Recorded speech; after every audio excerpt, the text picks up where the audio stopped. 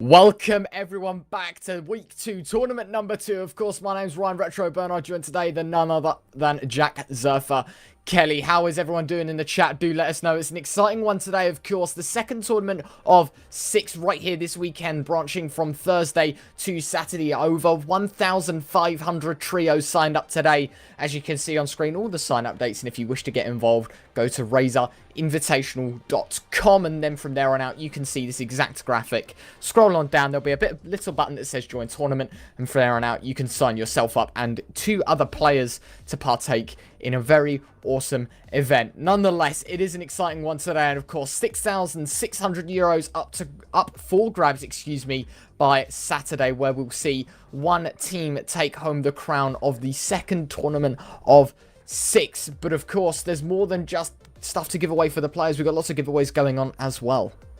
Yeah, lots of giveaways for the viewers. Make sure to type !ticket or !! Pringles. First of all, we'll be giving away a tub of Pringles after the game. I believe it's 25 pack of Pringles to one lucky viewer in the chat. Also, ! ticket for every hour that you do watch the stream. You will gain 1 ticket and you will be entered into the giveaway at the end of the stream for a Razer Viper mouse. Also, make sure to be submitting your clips on Twitter using the hashtag #YourChance and hashtag #ThisIsEsports to be able to actually get a Razer Viper mouse as well.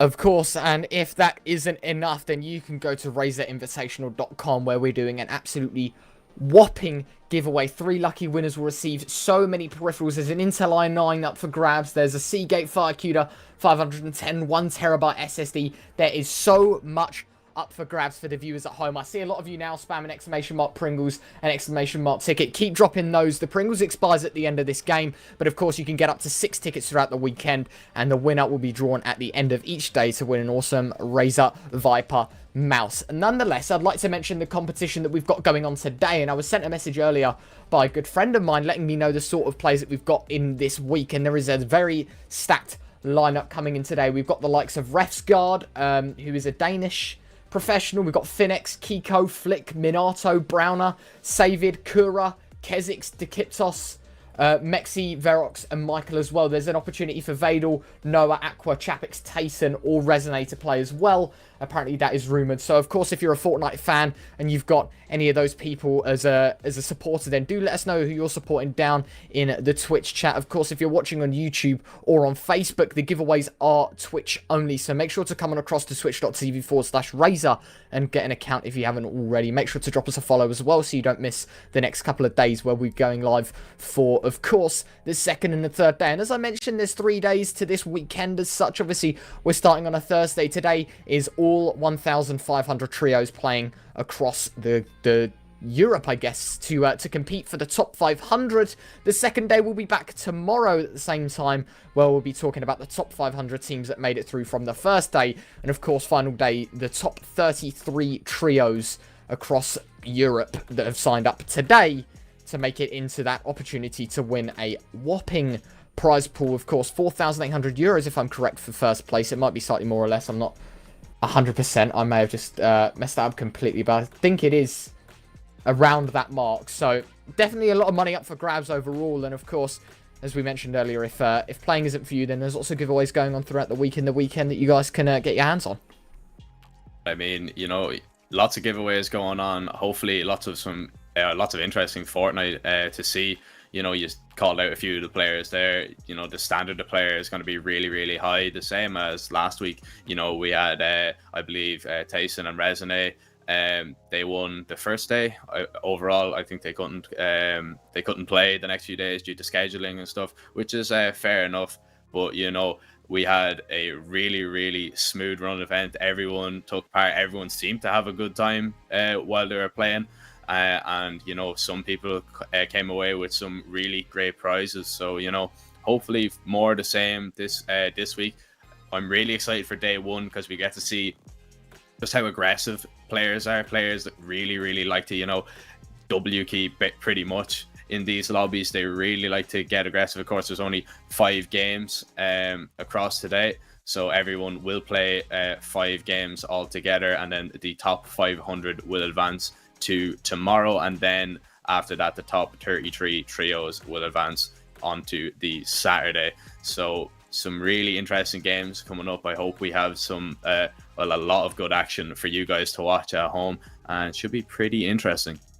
Absolutely. As I mentioned, make sure to drop your support, who you're supporting, or if you don't, you know, feel free to watch the stream and have fun, of course. But I'm interested in do let us know who you're here to support today. There's a lot of people from different parts of Europe that are playing in today, of course, professionals and some completely new people. And we were talking about this last week, is how good the Thursday event was. We saw people that we didn't particularly know of as such. There was obviously some professional players that have some ridiculously high earnings from this game, but of course at the same time we saw people that we didn't even know that have just basically put themselves on the map because of this. And more specifically, we've got Bamboey, Themo and Jewsboy from the last week who took that one home, of course, Rambo being our MVP.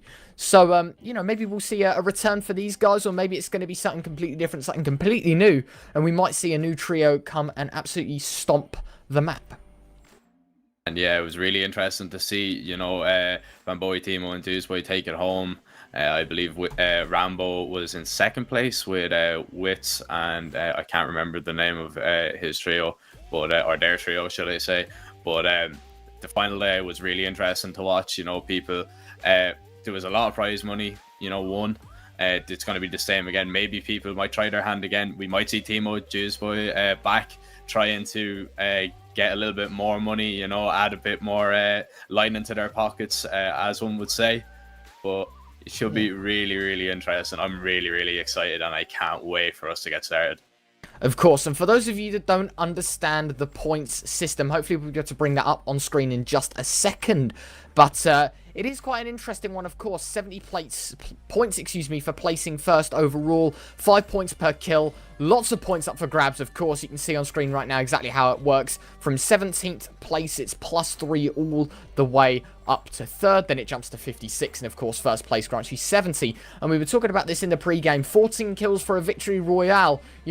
People are going to opt to just try and play the late game and just try and box on up in the new zones, try and play as passive as possible, because you want these high scoring rounds, because one high score will more or less guarantee yourself a position in day 2, because of course not every team will be given this opportunity where they can get first, where they can get kills, where they can provide themselves with such a huge advantage overall. So this really is about placements and fighting your own ground, taking fights where it matters, but more importantly staying alive for the points, because we said in week 1, and I think we're going to stick to the same front, that in week 2 scoring by placement matters so much more, because there are so many more points up for grabs. As I mentioned just a second ago, 14 for first place. I'm more than willing to just sit in a box for 15-20 minutes and try and post up to get top 5, because even then that is 39 points to your name, and that is a very respectable amount to get overall. Nonetheless, we're going to throw it to a quick break, but when we're back, we're going to be jumping in with game number 1. Chat, don't go anywhere. It's going to be an amazing weekend. I'm looking for change.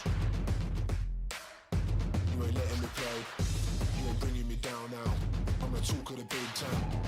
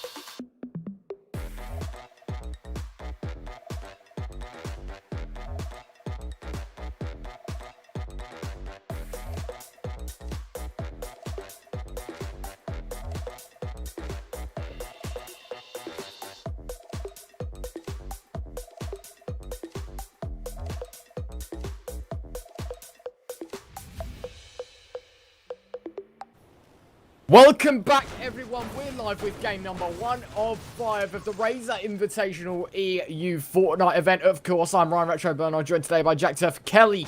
We're getting things underway in quite fashionable style. Life is good as we jump into game 1 of 5. Remember, !Pringles, one lucky winner in the chat at the end of game 1 will receive a 25 pack of Pringles. And of course, at the end of the day, keep claiming those tickets. Every hour you watch is a ticket you can get by running !Ticket. And then at the end of the stream, one lucky winner will receive a Razer Viper mouse. Nonetheless, we're live in Retail Row, which is looking quite snowy, as there are going to be 2 different teams in the area. We can see Wizzy, Zimple, and Anzi in the same area. In fact, there are another duo there as well. I'm looking Grizzly, L-Just1, and their teammates there. And on the south side, we've got more action as well. Nonetheless, we have lost already 2 trios of the 33 we've got going in the first game. Of course, life will be good. Of course, looking right now at the people that I've seen in the kill feed, I haven't seen anyone too, you know, a big name in my opinion. But of course, I'm all about the underdogs, as we learnt from week 1. You are as well, I know that, Zerfa. So it'll be interesting to see if we can see a trio that we might not know about absolutely take the game by storm. And yeah, like, it'll be really interesting to see. Of course, we do expect the pros, so to speak, to frag out in these lobbies. But, you know, it's always nice to see an underdog, a Cinderella story, if you will, you know, rise up and get a good placement. As we now see QSY just farming mats, everyone a bit close together here towards retail. Just having a look now, seeing spots out one player towards yellow. Might take a shot with this sniper, wants to kind of line it up, wants to get him maybe not moving to try and take him down. And what I noticed, actually, I was playing a little bit last night, the sniper drops seem to be very more evident everywhere, really. So it'd be interesting to see, you know, do we see more sniper plays being brought out in these lobbies? Because we did see some insane shots last week. And now people just getting close, not taking any engagements just yet. QSY just holding towards top yellow. Won't spot anything. So waiting, farming mats. We could see some early engagements, as you said. 5 teams already taken out, and now QSY is going to maybe begin to push. Maybe needs to just wait for his teammates, as the big Anzi is going to now begin to rotate back over. Might go for a snipe here. Actually scoped up. If you stop moving, he might be punished. Actually going to miss that shot. A little bit lucky there, as now the box up is going to come in. The ping, 2 players. I believe it is QSY and his teammate. Just sat in the box, just waiting, not really moving out. Don't want to take, or don't want to go down, should I say, early on in this first game. It would be an absolute disastrous way to go, as they line up a shockwave and they get aggressive here. As now they begin to push on top of yellow and things begin to heat up. Kanzi tapping away, just actually after taking a lot of damage. He might actually have been dropped there. I'm not too sure, as now he is just standing for the moment. QSY gonna begin to break down Zimple and maybe take him off the high ground and build up and maybe challenge him a little bit. The big Anzi is gonna have to get involved now. He's gonna have to push over from his position, as now everyone's just kind of boxed up for the moment, regrouping with their teammates. The spam coming on through, shots ringing out. Zimple taking so much damage, he is gonna go down. QSY is gonna drop him, hitting the shots. He's taking so much damage, he's gone down now as well. And the spam all the way into this box. Big Anzi has been dropped. The shotgun shots are rattling through, and it's actually going to be QSY's team that is going to come out on top. It was absolute madness in that box there for a minute. And what a way to start things off.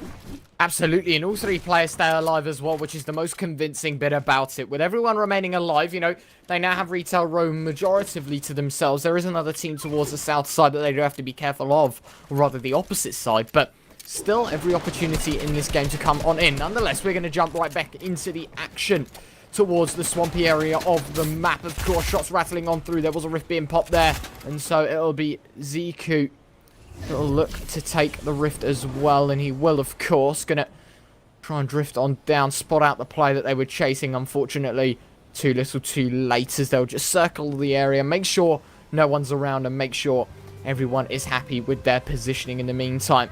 EGRM, I think the man to have gotten away from this whole scenario is, never mind, they are on the same team. I would have assumed that that was the guy that got away, but it seems to be the team have stuck together. No one spotted out the player at all, and they'll be looking now, and they might have just spotted him out. Prism, he's there. He fires off a quick shot. ZQ is going to miss, and now this is where things get interesting. Now this is where the fight's going to break out, because of course everyone right now wants to get kills. This is where it matters the most. This is where they need to make sure that everything works in their favor. They're going to continue to build on up, try and take the high ground from each other. As I think by the looks of things, Prism is going to be in a world full of hurt. There's 3 players up close and personal. There is no way he's going to have to fight his way out of this one. There's no chance of survival. Shot's going to continue on through. The sizzle of the charge shotgun ahead once again. Unfortunately, doesn't connect. However, ZQ still looking for an opportunity to take a kill. EGRM going to try and break his way on through as well. And this is where things get intense, because of course everyone being so close to each other, you need to try to take walls. You need to try and get as close as possible. And EGRM, he's going to suffer as he takes a shot to the back of the head. ZQ going to continue to wrestle on through, but that is the first kill being found. EGRM going to get dropped in the meantime. However, Prism remaining alive, sticking in strong now as they'll continue to rank on their shots. But with that, Prism will mop them up. No problems at all. ZQ is going to join his teammate once again. EGRM and Weepow are back together, and all 3 of them stay alive as well, which is a repeated theme in the 2 fights that we've seen so far. Yeah, Zico and his team coming out on top there. Some nice shots, you know, some early box fighting, things that we love to see early on as the first storm begins to make its way in. It's almost there. 55 seconds left until that closes in and the second storm begins to form, as Seiko spots if players going by on a boat will do a little bit of damage onto their team. They're wasting a lot of mats trying to get away from this, just trying to get down the river and towards Slurpee. Don't want to take too much engagement. They just want to get into the zone if they can. As you see on screen, players rotating in here now from Pleasant and Coliseum, also towards Hunter's Haven and towards the actual south side of the map. There will be a trio running into each other. There is a team very deep towards Catty Corner and Misty Meadows that have not got out yet, as we go over to Malero, who is very, very low. Does have bandages for the minute. He will be able to heal up. Of course, the storm only ticking for 1 for the moment. Seiko is just gonna box up, take a big pot. Needs to be careful though. Yeah, is being spammed for a minute. As now they will get into the zone. Razzie is just gonna box up with his teammate for the minute, not taking too much engagement for the minute. Is it Seiko just going for a little bit of an edit there? Will fire off a shot and will actually tag Razy down a little bit. Has this charge shotgun charging up. Decides to put a wall down. Doesn't want to go down. He is alone for the minute. Trying to edit down on top of him. Will do a little bit more damage as the shots are ringing in true. Razy, all the shield is gone for the minute. He needs to be careful. Has to pop a big. Somebody's going to have to hold that wall. He could get edited on. As Zico is looking for another frag. Just sheer aggression from Slide. Zico will actually get the knock and he will take him down. Tekken will fall. Razzie gonna splash onto his teammate. He's already after losing 1. Will need to try and get out of this one if he can, or will have to fight back. It's Ergondo above. He will get the knock. It's a nice shot there as Zico will take him down with that charge shotgun as well. I believe there's only 1 player remaining. He is in this box for a minute. It is Oaks, or Cuso, should I say, by Future. He is going to get taken down, and he is going to be taken out. Only 20 trios remain, 52 players left in the server. This is where things get interesting, of course, because now at this stage, a lot of fighting's happened as QSY does take 1 more player down, just 1 finding Santa Hesley as well. And I was going to say that this is our chance where we're going to see a lot less fighting than we did at the start. As I say that, there is going to be a fight that breaks out towards the bottom side of this Stormeyers. There will be a quick knock. By the looks of things, he'll be sniped down as well. There's 3 people patiently waiting now, as the Flames squad alongside Spectre will be looking to try and pick up this trio with some quick successions. Shot's going to ring on through Spectre. Look at his positioning. Trigger discipline plays, something I haven't really seen in Fortnite, but he waited for them to try and aggress on forward. And now this is where things get interesting. He beams one. Huge shot from him. Not there down now. Rift being popped. They're not even going to risk getting their teammate up. He's going to be finished off. The job has been done. And they're able to take the Rift as well. The pursuit continues and they take it to the sky by the looks of things, as they'll swiftly be allowed a free kill. 5 points to their name, but more importantly, a great start for these guys. 6 kills between them now. And with just under half the server remaining, this could be a whopping game for them if they make it to the end game. Yeah, Spectre getting a nice kill there. Going to begin to rotate in. They don't have far to go at all. They good open and pick. His teammates just getting out of there after their teammate actually went down. He died. He was long gone. They just went without him, trying to get a placement. You know, don't want to lose all 3 players. So, you know, just getting out while they can as we move over to Timmy. They have lost Seppi of their trio, and they will begin to be pushed here for the minute.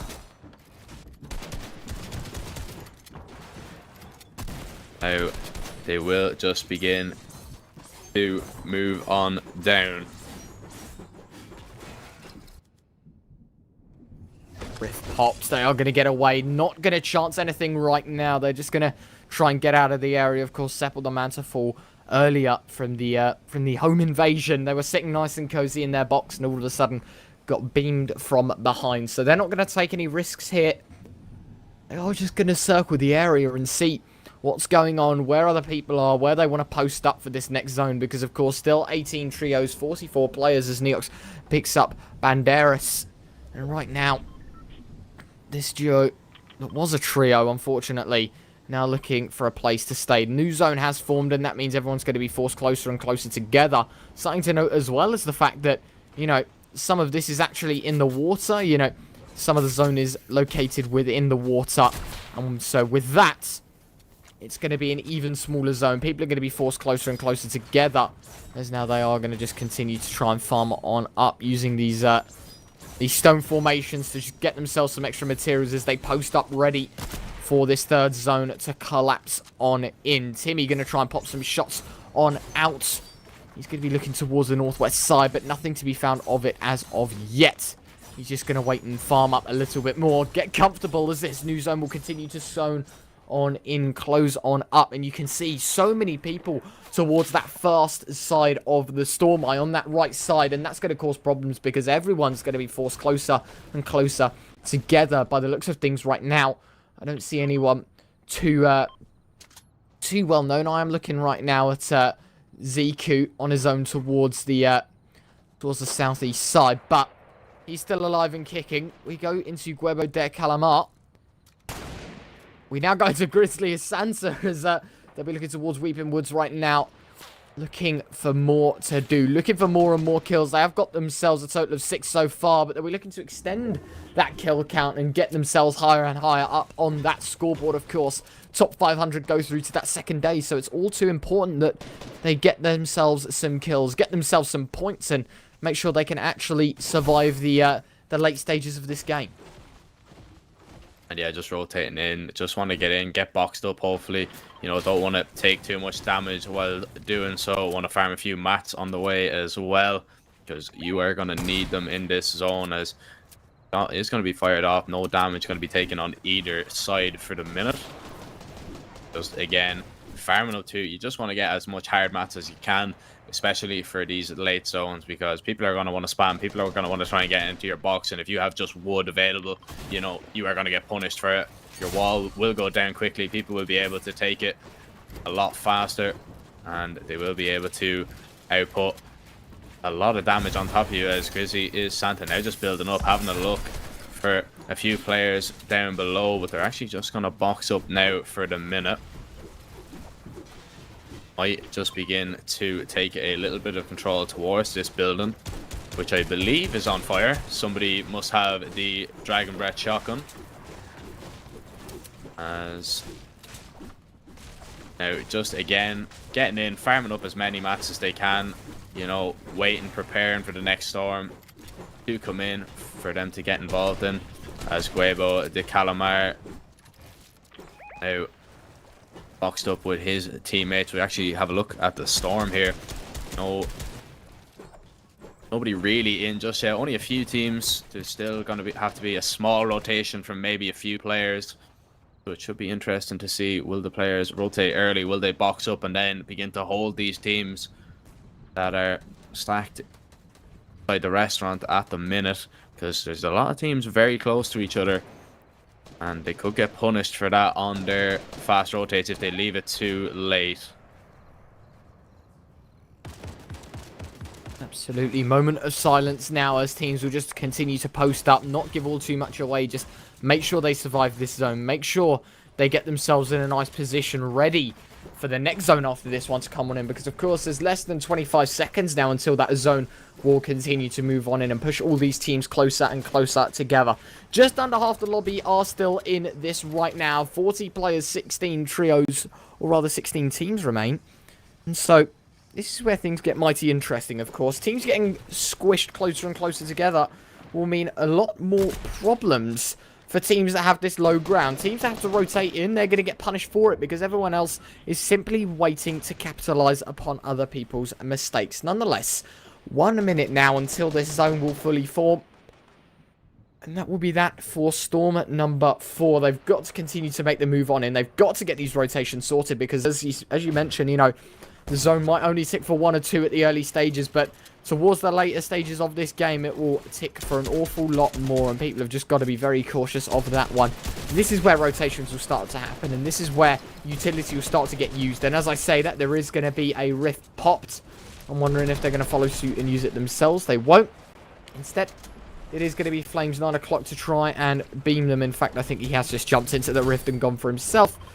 And he's going to be looking now to try and take a team down. This is where there's going to be a lot of intensity, or everyone's going to be waiting until that final zone. And to be honest with you, I'm expecting everyone to just post up and wait for this final zone. Yeah, as we said, you see Flames, 9 o'clock. He's already on 3 kills. Actually, HY Machu picking up a quick kill, pushing in to somebody's box and taking him down. Flames is getting really, really badly pressured here for the minute. He just has to hold with his hard mats out. Just needs to make sure that he doesn't take any more damage. Going to be able to pop a mini in and around 113 HP. Only 50 shield, no big pot available for him. He's actually going to rift, and he might just stay up in the air for the minute, but HY Matthew is just tapping away, seeing if he can hit any shots onto him. Lucky enough, Flames comes out of that rather unscathed, so he is just going to box up and farm a few mats. But HY Matthew has different ideas. Going to try and take the wall and try and get in on top of him. Might actually take the wall from behind now if he can, and he will. Flames getting out here for the minute. The Bills just denying HY Matthew a clear run at him. Now he will turn his attention to the players in the sky, spamming trying to hit a shot. He can't seem to do so just yet. He's going to build up to his teammate on the high ground. Just hold height now, as they are in a really good position. They are in the zone. They've already rotated in. They don't need to go anywhere, and they can start applying pressure onto the teams below. You know, really make the low ground teams pay for their positions. Spam into their builds, do a lot of damage, take a lot of mats away from them, put them under pressure. As now the Ooks just firing off a few sniper shots, nothing hit just yet. Actually, Timmy gonna take a little bit of damage there towards the low ground, I believe, from a sniper shot from one of the high ground players. But if you look at that, you see exactly how congested it really is around here. The names popping up as well. So many builds in this circle at the moment, and it's only going to get smaller. And we should be in for a really interesting rotation in about 10 seconds. Absolutely, as this zone continues to close on in, teams are going to be forced closer together, and now this is where things are going to turn for the worst. Oh, wow, what a shot. Oops, lasering a player down. Unfortunately, Tristar is no more. He'll be looking for more, though, as he scopes in with the sniper rifle. Unfortunately, nothing will connect as of right now. He continues to spam on through with that purple scar. He has again nothing connecting, but it's the pressure that matters, as they will be looking to rotate to this new zone, looking to stay within the confines of the map, but also at the same time ensure that they have that high ground that they so have right now. Matthew looking like the king of the map as he stands tall on top of his metal building. Just got to be cautious of getting knocked down, though. But as the time continues, we know that these builds are going to connect together more and more. And this is where things get interesting. Storm, Surge, Warning. People forced to do damage. People forced out. But Something to note is the fact that Matthew and Ooks in total have less than 45 builds, and that says a lot, really, because, you know, that's not that many builds if you consider it. By the looks of things, Best Player 2 is going to get hit down quite a bit of health as they'll continue to apply the pressure, continue to ring the shots on through ammo. A lot of it being used, but a lot of it being impactful as well. The zone will continue to move on forward. Matthew looking to try and do some more damage. There's a spot out the player, going to take another tick to the Stormite. And there you go. That's the knock that they wanted. Best Player 2 is going to get hit. They'll continue to apply the pressure, continue to try and rein in the bullets. But Matthew, caught in the zone, caught with nowhere to go, does actually pick himself up a quick kill. And that's going to be useful. In the meantime, Ooks did find a kill onto Spectrum. What a shot from him. Unreal. QSY no more in the meantime. Matthew finished the job that he started, and now Oops is finally going to go down. He chests the man to fall, or the man to claim his life in the end, as now Matthew, the only man remaining from this trio. The only man to try and do the job well. 20 kills already between the squad. They'll be looking to capitalize upon the week more and more. Yeah, HJ Matthew, after losing his team, also after getting that kill, he didn't actually pick up any AR ammo, so he has to, you know, get down and dirty, so to speak. He has to get involved in these box fights. He got a good few mats, but with only one player, he doesn't really want to be holding the high ground on his own. As you see Paul here, he's going to go down. It's going to be Rivage, Zico, or Psycho, up there on the high ground. He's just holding down below for the minute. As we see everyone just rotating in. HY Matthew taking a little bit of damage as well, and so is Pirate. Psycho going to get up close and personal. He's going to hit the shot. He's going to take him down, and he's going to upgrade now, pick up a few mats as well. Only actually a green AR and a green tack on Rivage Psycho. He is there with his teammate. Azek available. Going to drop a little bit of medium to his teammate to allow the spam to come on through. It's going to be used now. Only 50 bullets, so he's going to need to use it wisely as he's spamming into another box. Won't be able to connect it early. A few more players going down here. Only 2 kills for Azek and Psycho for the moment. Shotgun shots ringing out, doing tiny bits of damage. No knock just yet. Azek is going to be knocked down a little bit. 45 builds left for him. 11 players left in the server, using that harpoon to damage the wooden builds, to take away the walls and maybe get a quick knock. Tries to actually rift, maybe take a player into the air, but he's just going to get up on top of the high ground. And now he's going to group back up with his teammate.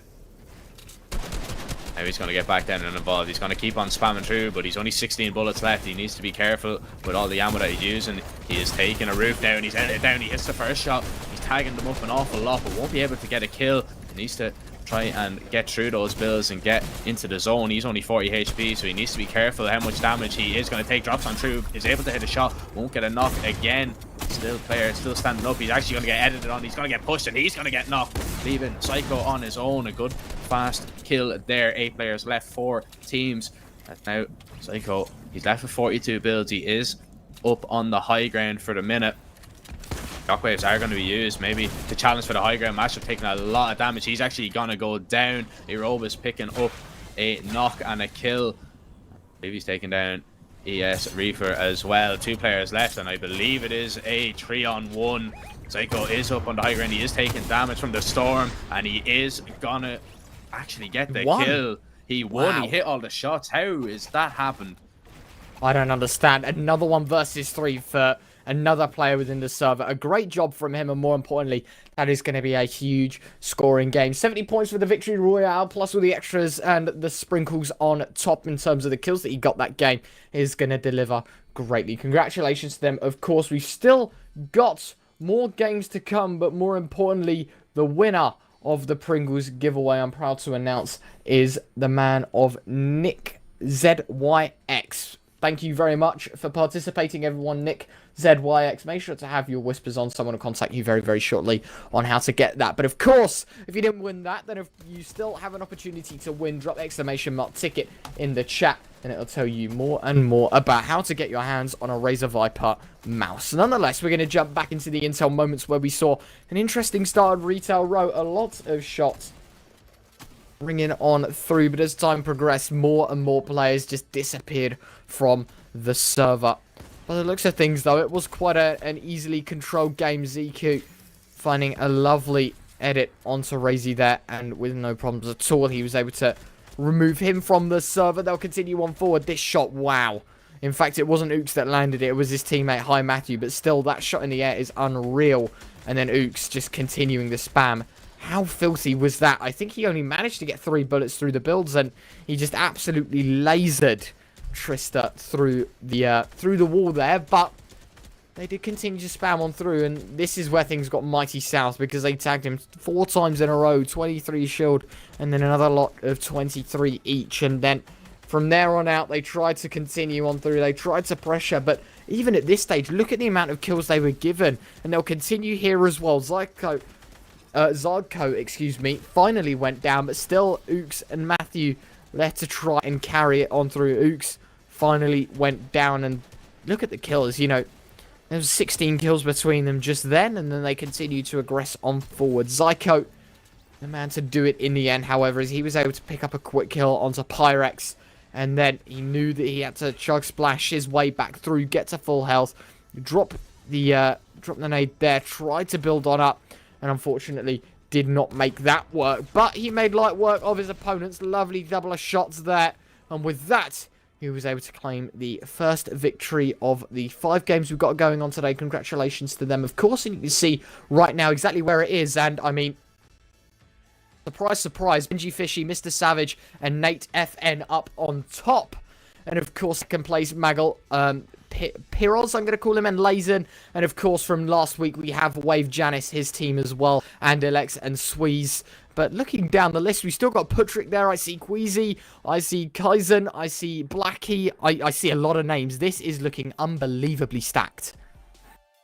Yeah, that's really, really impressive. You know, it's nice to see some big names in there, you know, to see what they can do, you know, to see what some of the, you know, maybe lesser players or maybe not pros can actually do against, you know, some of the top dogs, so to speak.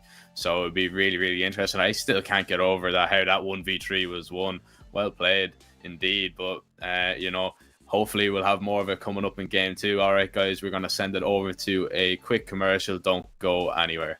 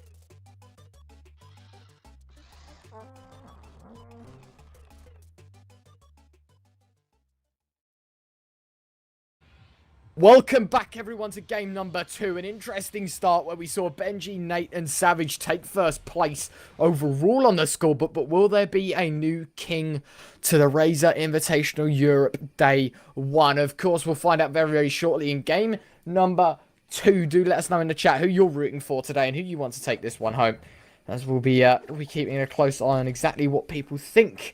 Additionally, of course, the new snowy parts of the map, as far as I know, that wasn't there the last time I played, so that must have been very, very new addition. But, of course, we'll see a lot of players scattered around the map overall. I'm looking right now, a lot of players towards that snowy part. I'm looking towards Retail Row, a lot of people in that area. At the top side as well, there's 2 teams at Craggy Cliffs. You know, a lot of teams going to Sweaty Sands as well. But we'll be jumping back in the action now. Shots rattling on through. Caro going to take huge amounts of damage already, down to 81 points of health. No bills remaining. He's going to get gunned down, and he is gone already. Shook down. Give me your lunch money, he'll be screaming, as they'll get the information now on where his team is. And with that, he'll be the 3rd player executed from the server. Not done just yet, though. Drax going to dink Crocolector down. He's just all health, no shield remaining. Spots out the player. Builds coming on through. Drax needs to be careful, though, because this player is Unreal Dayslip. Looking for a quick edit play. He's going to back on away, though. Being the man up, they don't have to commit everything right now. Lots of kills happening across the board. I'm looking right now. Davro, I see. Knots as well. Just found himself a quick kill. Crocolector goes down. Nasty shot coming out there. They are going to try and finish the job, and in fact, they won't in the end. I think that's a shakedown, and with that, it'll be a team wipe. Dranks, Tiddy, Not Nice, and Zazzy, they're able to pick up 3 kills to their name. But more importantly, that is a good start for them. Craggy Cliffs to themselves, and now they've got time, because as far as I know, that is in the zone. Yeah, you know, Dayslip going down there, that's not what you want. Because if you go down early, Dayslip will be missing out on that pay slip at the end of Saturday. As now we see Tristan just going to get into a box here, putting pressure early on this team towards Slurpee. Tristan spamming with that machine gun, should I say, just trying to get a little bit of damage done. Needs to be careful. He's actually going to take a lot of damage there, and he's actually going to go down. Boxy will get the finish on him as well. No shakedown needed, because they know exactly where Jacob is, and he's being spammed with that P90. He's going to be taken out of the game. He's going to be sent back to a lobby. Oh, picks up a purple scar on the run as well. Very nicely done. 3 kills for them all in all. And also, you know, there's a blue tack there if they want to pick that up as well. A legendary pistol too. So lots of guns for this side early on already. 5 teams already eliminated. 82 players remain. And, you know, we started quick and fast in this one. Let's hope for more of the same. Absolutely. Arberg going to find a quick kill onto Umerian, and that is Skrillgard that has just been knocked by Reddington and finished by the looks of things. So now down to 79 players already, 20 players removed from the lobby, and all in all, things are going to get interesting now. This is where we'll definitely see less amounts of action, as, you know, the teams that drop next to each other are wiped out, and now this is the opportunity for teams to farm up and to get the materials that they want and they need to then head into the later stages, to get into those final zones, to post up, to box up, and to allow themselves get further and further up in terms of the scoring. But, of course, lots of victors of game number 1, because of so many teams are participating. I'm looking right now at the amount of teams, and I'll get back to you very shortly on the amount, but by the looks of things, we're looking currently at 1,147 duos that partook in the first game. So that is an unbelievable amount of people. That's 12 pages, 100 each. I had to just scroll through, but well worth the knowledge that, you know, there are going to be well over 2/3 of the people that are signed up today that are dropped from this event. And yeah, I had a quick look at last week's event. So we had around 1,500, I believe, altogether. Interestingly to note, 69 points was enough to actually make it to the second day. Of course, the top 500 trios will make it to tomorrow's event. As we see, Best Player Snake and his team getting involved in a little bit of box fighting. Going to begin to take a few walls and try and get a few more points, trying to actually get a shot there onto actually editing through the wall. Vertrox doesn't realize that that's not his, and he's going to go down because of it. Best player Snake going to get a nice drop. He's going to push into the box. He is going to take him down, as now his teammates come under a little bit of trouble. Edit on through. Best player Snake going to take a lot of damage there. He needs to be careful. Hit that. Oh, he has to back away there for a minute. Actually, Azdeco is going to take a lot of damage as well, as we see. Arufon, 165 hertz. He is very, very low. I don't believe he is healed up yet. Noise is on a sliver of health, maybe 1 HP. He's going to need to pop a medkit, drop a few splashes if he can. The splashes are on best player Snake. The heal has come in. He's going to drop over minis, as there's a little bit of lull in the fighting going on now. Matt's going to be dropped over. It's almost bit of appeasement going on, you know, just nobody fighting each other, everyone just waiting, not taking. Everyone going to heal up before they re-engage, maybe, as we move over to Non-Grinder and Vex having a little look. And actually best player Snake and Matty are going to take out that duo. They are going to be able to take them down. I believe that is them on 3 kills. 15 points picked up early on for them. 70 players remain. 25 trios left, as you know, there's still 2 minutes before this first storm comes in. And you know, Ryan, it's really been action packed, and it's really exactly what we want to see. Yeah, absolutely. Of course, we're waiting for the nail-biting moments at the end of the game, but it's always nice to see at the start of these games exactly what's going on, and the fact that these teams, they're just willing to absolutely throw everything on the line. A whole game's worth of points for a quick early couple of kills is just beyond me. Nonetheless, by the looks of things, they have just spotted out a player. Stokey World, the only man remaining. He's going to get absolutely spammed, but he's got to be careful because Non-Grinder Vex, bang, he's going to fire a shot into his back. Pops the rift just in time before he can follow up with the rifle, but nearly, just nearly, he is going to escape, and he will. Very luckily at that. He has got some fish to consume. He's going to hide in a tree. That is interesting. At the same time, the tree is blowing, and I'm not too sure if Garnell is going to spot him out. He might not. He might not. And he won't. That's huge. Stokey actually going to get away with this. Dig his way out of this scenario. In fact, as I say that, they spot him out once again. He's going to get sagged down. Oh, wow. What a headshot that was. Garnell, of course. Swift headshot to take him down. And with that, they'll be able to find themselves another 5 points. Jumping in, though, Gold Eagle, Trix, and Alvaro.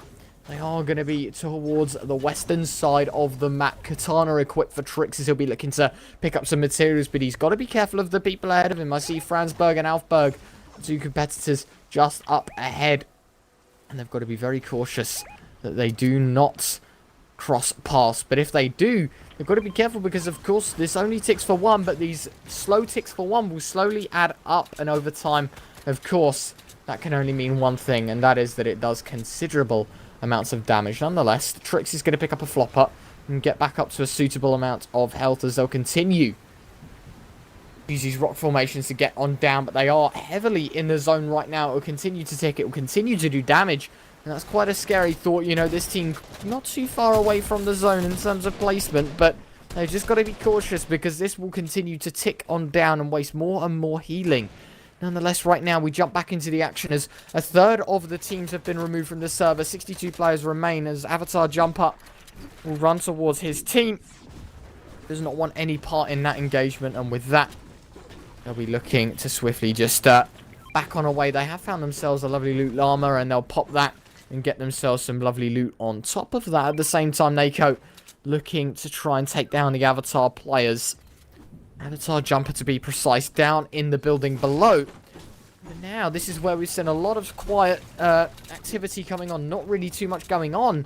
And that's to be expected because teams need placement points now. And yeah, this is a lot of trouble here for Avatar Jumper and his teammates. They've already taken about half damage from Storm, and I feel it's not going to get, it's going to get better before it gets, or worse before it gets better, should I say, as, you know, they're kind of stuck here for the minute. They're going to have to try and just rotate out, but they're being held by Glorious Nako and his trio. They're actually just moving with them as well, just following them along in the storm. They are going to have to just keep healing if they can. Cabbage and Corn going to be picked up as well, just to delay the damage a little bit. Spam coming on through actually will do a tiny little bit of damage onto Cum Vicus as well. See, You can see everyone just really low in the storm, and Nako is being quite relentless here. He's just pushing. He is just holding them in the storm completely. They're not letting up. They want these kills. They want the extra 15 points from this. And I have a funny feeling that they are gonna pick them up. Still trapped in the storm. And I mean, how do you get out of this? How do you, you're pushing right into a team. They do have shockwaves if they want to go from that, but they'll just be lasered out of the sky if they try and use them. If they have a bouncer, maybe we might see a super bounce, and that's exactly what we're going to see, as they will do a little bit of damage. They managed to get out for the minute. Nako gonna heal up. He's gonna drop down, and Convicus now needs to be careful. He's all alone, and he's so low. The wall has been taken, and the shot has been hit. He's been dropped, and he has been finished, taken down. Nako will pick up his first kill, and will pick up some nice loot there as well, but they need to be careful because the storm is coming in. Nako now getting really aggressive, just trying to take these box fights, thinking that they are low HP, these players, but they've already healed up for the minute, as Nako just begins the W key, just keeps pushing this team. He is accompanied now by a lot of his mates, as you see the player trying to escape. He's trying to build away, and he's just running for the minute. Gonna come bouncer here, and it's gonna be a shockwave bouncer, I believe. Actually just dodged it a little bit. He has actually shockwaved out, and he actually shoots off a rocket. Will do a little bit of damage to Nako. Now Nako needs to be a little bit more careful. You know, he's taking a lot of damage. This storm is going to start ticking for 2 in about a minute, so they kind of need to get a move on, but they're still engaged in this fight. They're not letting up, as he hits a nice shot there, doing a little bit of damage. And actually the knock is going to come in. The shakedown going to come in as well. Crim is going to be taken out. The siphon is going to be gathered there, and we are going to move on in. And now, interestingly to note, that is Avatar Jumper. That is Crim's trio, well, his remaining trio, who is still alive, who is just dodging the storm for a minute, but he's found himself in an awful position because there are 3 different teams around him, and the snipe comes in. Kenma will take him down, and that trio has been eliminated. 44 players left in the server, 17 trios, as Storm 2 will begin to finish closing in. Absolutely, and it's a definite quicker game than last time, because this time, you know, at 45 players in the server, just under half the lobby, we're at the 4th or 5th Storm Eye, so this really is a quick game for everyone right now, as Nice and Chris and Bull will be looking to swarm this poor Wormote, as he will use some shockwaves to get away. Shots will continue to rattle on through, but all in all, everyone's safe right now. New zone forms as the second one forms itself. Oh, wow, nice. Beautiful shots opening things up. Toxic Nikkei looking to survive. Minimal HP, minimal shield, minimal utility to get out of this scenario. And the Sharks are hunting. They will not give up on this kill because it's a free 5 points. As I say that, Knight's going to get absolutely dominated, down to 56. He's going to have to pop 2 minis and a big shield here to at least get back up to 156 health. And even at then, he's not at the best case because there are 2 other players alongside him that are hunting for that kill. He will be editing on through, going to try and get the high ground and back to his team. All in all, a very safe scenario to be in now, but that could have been very bad as shots continue to rattle on through. Both sides looking to just simply apply pressure, simply drain down the utility, the materials, the healing of each side to disallow any more points to be gained, because of course it's a winner-takes-all scenario, because whoever wins this will get both teams' loot in their inventory. So they've got to be cautious, and by the looks of things, they have just shockwaved on out. They will not risk a thing. Rez going to find a quick kill onto Peak Tuna. EK looking for a quick snipe, misses out, opportunity gone, and now Bull will continue to try and press towards his teammates. Nice back in it after wasting a shockwave. He's back in the action. Rocket on through. They are going to continue to oppress. And that's a lovely shot. Nikkei just going to try and edit on through. Continue to oppress the enemy side. And by the looks of things, it's just going to be a quick sweep for Nikkei, Niko, and Meta, because they are doing so much more damage than they're giving right now. As I say that, Nikkei absolutely destroyed. Down to 26. This Storm's sticking for 2, and he's got to be careful because builds are becoming minimal. He's got 10 builds remaining. He's got to fight his way on out. Admittedly, his teammates there. He will be able to help back up slightly, but that could have been very bad. And look at the amount of people in the bottom side of that map. Not even in the new zone, as Nice is finally taken down. Marky with a quick kill, and now this is where it's an all-in scenario for his remaining 2 teammates. Nikkei looking to try and pick up a quick kill. Niko is down, And by the looks of things, this is just going to be all said and done for this trio. And yeah, we just see Marky here. Turk's actually taking a little bit of damage there. Nyko is going to be dropped, and now they're going to be pushed out. Marky getting into a box. He is absolutely not afraid at the moment. Big shot there for 80, but he's going to take a little bit of damage as well.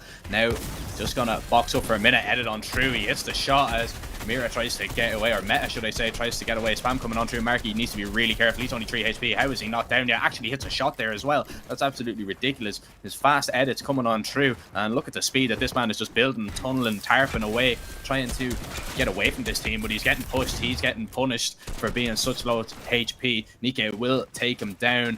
We'll get the knock and we'll get the finish. Craze now is last alive in his trio, already on 7 kills, so not too bad. 35 points all in all. Not even taking into account the placement that they will have, or that they might get if he stays alive. MDS Meta picking up 2 or 3 kills, should I say. Now, Chris is just going to have to farm up a bit of mats. Only 10 or 11 builds, should I say, on him now. Only 100 wood, and he's 1 metal build. Going to try and get to these rocks if he can. This will give him a decent bit, around 130 mats. So will be able to box up a little while longer, but with only 23 builds, you know, he could be in a little bit of trouble, looking for a little bit of a shot maybe to somebody that would be falling down. But Azura is going to begin to push him in, and now he is going to have to try and back away, just going to have to block for the minute. But they realize that he's a solo, and they are going to just keep pushing him, hunting him down if they can. Now 5 builds left as he just tries to bob and weave and try and dodge, but he takes a sniper shot. Down to 18 HP. He's no builds left and nowhere to go, trying to channel his inner matrix, and he's doing a good job of it. He's dodging all the bullets for the minute, and he looks like he will just about survive as we move back on over to Azura. Their team only have 2 kills for a minute as the storm is going to begin to move in. Chris finally being taken down. Valley hitting the shot. He is going to get the plus 5 points for his team in that one. 12 teams remain, and I mean, this is going to be a hard enough rotate for the teams that are coming in. I believe actually a lot of them are already in. It's only this yellow team really over to the right hand side of the map. They're going to have maybe a tiny little bit of trouble getting into zone, but Valley might be held as well. A few knocks coming on for Vox. Best player Matty is going to be knocked, not taken out just yet. Now is there thinks about who he's going to take out, who he's going to line up for his target. Best player Matty being taken down, and his teammate Snake is going to fall as well. 26 players remain for the minute. Nice snipe there onto Pharrell by Azura as the spam is just coming in on through. They're just putting pressure on every single team, just spamming through all the builds. Fornax is actually going to be taking down YouTube. Hulky picking up that one for his team. Flashes coming on through as we finally get a little bit of silence in the map. Yeah, absolutely. Rocket now on through. You were talking about silence, but it was cut short as the RPG connects. Nothing too detrimental happening, though. It's just damage to the builds, not to the players. And now this is where things will become all the more silent. Less people are going to get kills, and more people are just simply going to wait for zone. Because at this stage, you're playing for placement. You know you've done a well enough job to get into this scenario. You just want to get as many points as you can. And so shot rattling on through. Azura going to try and claim something. Unfortunately, nothing to be found just yet. He'll be spamming on through. Going to try and edit his way on out to do damage. But as soon as he does, he's going to get caught lacking. He's going to have to pop a mini and a big shield if his teammate does have one to give across. But looking at the map right now, I'm seeing a lot of people towards the top right-hand corner there. But other than that, nothing really too much happening. Teams just simply waiting for the zone to close on in. Yeah, a little bit more silence now. The zone is going to begin to move in. You can hear the timer ticking in your ears. And that sound now letting the players know that the storm is going to begin to move as people begin to get a little bit more congested towards the middle of the storm. Bam coming on through. We're not going to see anything just yet. 11 teams left. 24 players as Wermo just going to be taken out. Voxy picking up another kill. His trio has been very, very good. They've been picking up kills left, right, and center. But we're going to go over to Taki, Jettic, and YouTube Hulky, who are on the high ground and just spraying down on top of people. And if you look at the ammo that Taki has available, 767 medium, you know, he is going to be able to do damage to builds and damage to players till the cows come home. You know, he is going to be spamming on down for as long as he really can. And they are really in a great position to maybe take this one. They already have 6 kills, but we'll be looking to add for that and be looking for people to rotate in 30 seconds before this storm begins to come back in. Taki now just going to connect the builds a little bit so his teammate Jeptic won't be shot out for the minute. YouTube Hookie is a little bit further down. Well, bounce pad's going to be picked up now. Reagan going to go down. VG Whites is going to be able to drop him. Won't be able to confirm the kill just yet. Now the storm is going to move in. And I believe Reagan was just taking care of their Azura, getting up close and personal. He's going to just now use a bouncer to get over with his teammates. Try and get in zone. Try and get in a good position to do damage on the players coming in below them. Taki now just running around connecting all these builds, just making sure that they're not going to be shot out, making sure that they have a nice platform for their team to spray on down. As now the rotate is going to come in. Jeptic is going to begin to build over, and they are still on height for the minute. I wonder, will any team begin to challenge them? I believe a team did try and challenge them there for a minute, but decided against it. And look at the height difference here from Taki, Jeptic, and YouTube Hookie to everyone else in the server. They really have free reign up here for the minute, but when will they begin to run out of builds? As we see 66 on Taki for the minute. All the builds really in the world, but they need to get into the zone. And actually Taki is going to go down onto the low ground, need to build up and get up high, as Frasberg is going to get knocked, and Hulky is under a little bit of pressure as well. I believe he took a good bit of fall damage there, or maybe even storm damage. I'm not too sure. He's only on 1 HP. He needs to be careful, and he walks out into the storm and he dies. Oh, that is not what you want at all. YouTube Hulky just knocking himself, being taken down. As now Taki and Jeptic, they're without their third player. They're going to have to do it all alone, and with only 25 builds on Taki, he's going to be shot out. He's going to take a little bit of damage, saving himself there just about. Jeptic is going to get knocked though. He is going to be all alone. He is going to have to build back down. He only has 4 builds. He's going to have to play on the low ground. Only 1 build left, and he's going to cone up and maybe try and get a nice play. His teammate Jeptic is going to be knocked before the Siphon can come in. He will knock Valley and might be able to pick up a few builds if he can. Gonna get the kill and come on through. He's actually not gonna risk it. He's just gonna stay and sit underneath, and he could be in a little bit of trouble, but he's actually in an okay position because the storm might work out just in his favor. He's just gonna sit under these builds. He doesn't really have to make a move right now. As another team gets eliminated, we're down to the top 6. Boxa is gonna fall. Pharrell picking up him. As now Taki trying to get the drop on somebody. Alpha are going to take a lot of damage, and now Taki, he can't even build to protect himself, so he has to just try and hide under builds that are already there. He's going to be able to pop a big pot. He's actually going to decide against it. He's going to pop the minis first. He has plenty of time, but now the storm is going to begin to move back in, move back over, as Pharrell will get another knock onto Farzati, and the kill will come in for him. Does have that golden dragon breath shotgun doing damage onto Azura. He's going to be taken down. It's safe picking up that kill as well. They're already on 11. How many more will they get? Especially just rain and holy hell down from the high ground. Aubrey needs to be careful. He is very low. They needs to hold his builds for a little while, as these 2 players up top are spamming on down. Only 3 trios remain, and Pharrell and Zayt, they're in a perfect position maybe to take this second game away. White's taking a lot of damage. He is just about surviving for the minute. He's gonna actually go down. Aston being damaged by Zayt on the high ground. He is still alive somehow for the minute, and shotguns ringing on out. There is going to be another knock. Zeke though is going to now get down and see if he can find anyone coming in. The Golden Eagle are going to take a little bit of damage. They're going to drop on through. They're going to do the damage. They're going to take him down, and the team on the high ground are going to prevail. It's Zeke, Pharrell and their trio that are going to pick up the W, and I believe that was a 12 or 13 kill win. Yeah, absolutely huge game from them. A lot of points bagged, and hopefully we'll be able to see in just a second how the scoreboard will look after that game. And more importantly to talk about was how dominant they were. The people that took high ground before them didn't succeed. You know, limited build, limited vision, It was just as simple as that. They got knocked down. They took lots of health to the fall, and that was that for them. And then, of course, there was new kings to the throne. They just simply took the high ground, and they simply oppressed more. And you're looking right now. In fact, Benji, Fishy, Savage, and Nate didn't claim that game all in all. They placed 10th overall, 20 eliminations, however. Next, of course, Blobfish and Co. There's Benzado and Lorox, and we can see in 3rd, 4th, and 5th. It's just a very stacked day today. Definitely something different that we saw by the looks of things. Wave, Janice, and Navi Putrick move slightly further down the scoreboard. But all in all, I mean, you're looking right now at a very stacked lineup, a very stacked top 10 or so.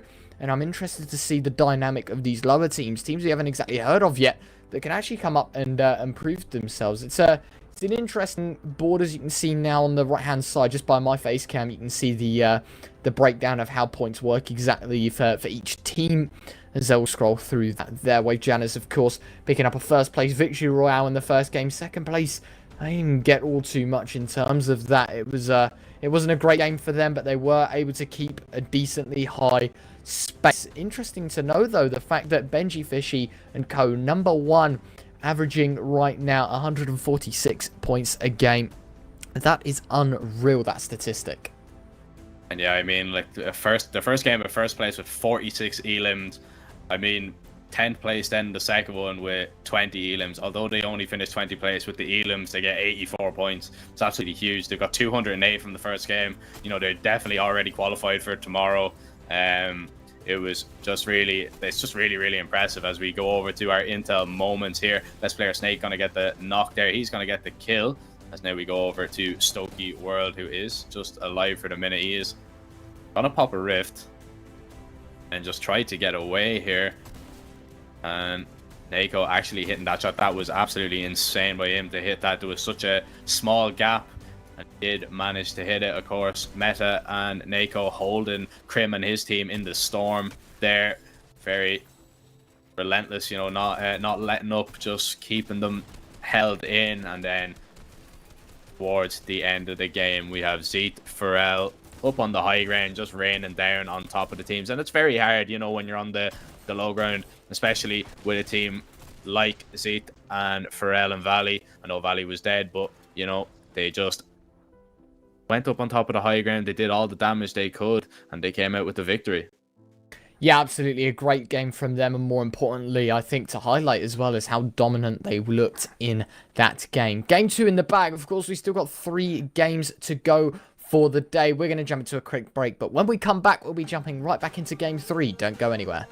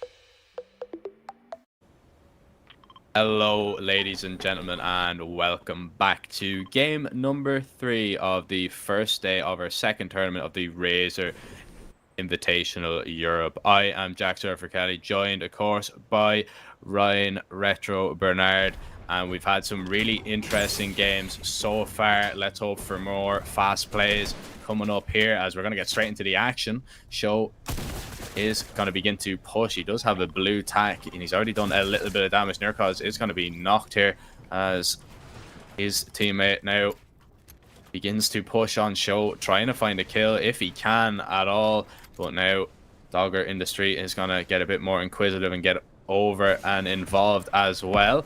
An RPG already picked up. Canor going to be dropped on from above, and he's not ready. Dogger will take him down, switching over to the sniper.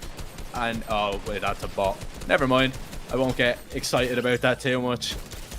I thought maybe that was somebody else, as now he will get the kill, and he will actually pick up an RPG as well. And that would have been a nice shot if it was actually a player. Yeah, definitely. I think I saw in the kill feed, I saw NSYGG, and I'm not sure if you remember Never Say Yes. I'm not sure if that was him or not. Maybe not, but a repeat player I thought I saw. But we are just gonna, there you go again, NSYGG. Yeah, maybe that is him, I'm not too sure, but we'll have to wait and see. As right now Dodger in street and Kayas, the two men to pick up all the kills right now for their team, as they found themselves 3 quick kills in the early stages. They'll be looking to try and hunt for more players and more loot, because right now their ammo isn't looking too good. The weaponry, I mean, not too bad. At least Dogger is looking quite good overall. We'll have to wait and see how things progress, though, as they are in the swampy land right now, just on the south side of the border there. Just in the first zone. They've got to be cautious, though, of people around them, because, of course, I did just see an arrow down there. So they've got to be cautious of the players around. All in all, though, 87 players of the 98 in the server, 30 teams still alive and kicking. Of course, our third game with this game will be well over halfway through, and we saw in the scoreboard in the early stages of, or rather, just as we finished up on Game 2, that Benji, Fishy, Savage, and Nate, of course, in first place, and Blobfish, the team Blobfish, Addo, and Lodrox, alongside Benza as well, are in second place, and Janna's, Broke Up, and Grippy are in third. So it's still all to play for. There's a 50-point lead between first and second, but things are very tight towards the top end of the scoreboard, and so these games definitely do count if you want to find your way further and further up the leaderboard. As you mentioned, it was a little under 70 points the first time, the first qualifier for the to get to second day is all that you needed. So maybe with less teams it will be slightly less as well, or it might be slightly more. We'll have to wait and see how teams perform, because of course not everyone can go through to the second day. Only the top 500 across this this first day can head through to the second one. Yeah, it should be really interesting, you know, to see who can actually make it. I presume everybody in the top, you know, around 100, they've already secured their place. They're just playing for fun now at this stage, see how many kills they can really get. You know, just see if they can W key and get as many points as they can. I believe, you know, in around 100 will definitely be more than enough. But I might be wrong, you know, the people might be fragging out a little bit more. There might be a bit higher, maybe around the, I want to say 75, 80 mark might get you to the second day, but we will only have, well, we'll have to wait and see, I suppose. As we just see farming up mats is Dogger in the street, 3 kills already for them. They'll get an extra 15 points for this game already. 4 trios have been eliminated, and 82 players remain, as now the first storm will begin to move in. Yeah, I think something to note as well is how slow this game has been. This is the sort of level that I expected heading into day one. There's a lot less action going on. Only 10 players dropped. Admittedly, there's still around 4 minutes until the first zone completely forms. But I think that right now, you know, only being confined to Slurpy Swamp for the time being, we didn't see much action going on. We saw, you know, a team pick up a quick kill all in all, you know, the trio being dropped immediately. But still, to have 81 players in the server at this early stage, it's quite an interesting one. Nonetheless, Santa Clout, he'll be looking for a quick kill. He knows that there's a player above. Oh, wow, what a flick. Disgusting. Santa Clown making this man look like a clown. Bob Stepper gonna get shook down. He's gonna get shut down.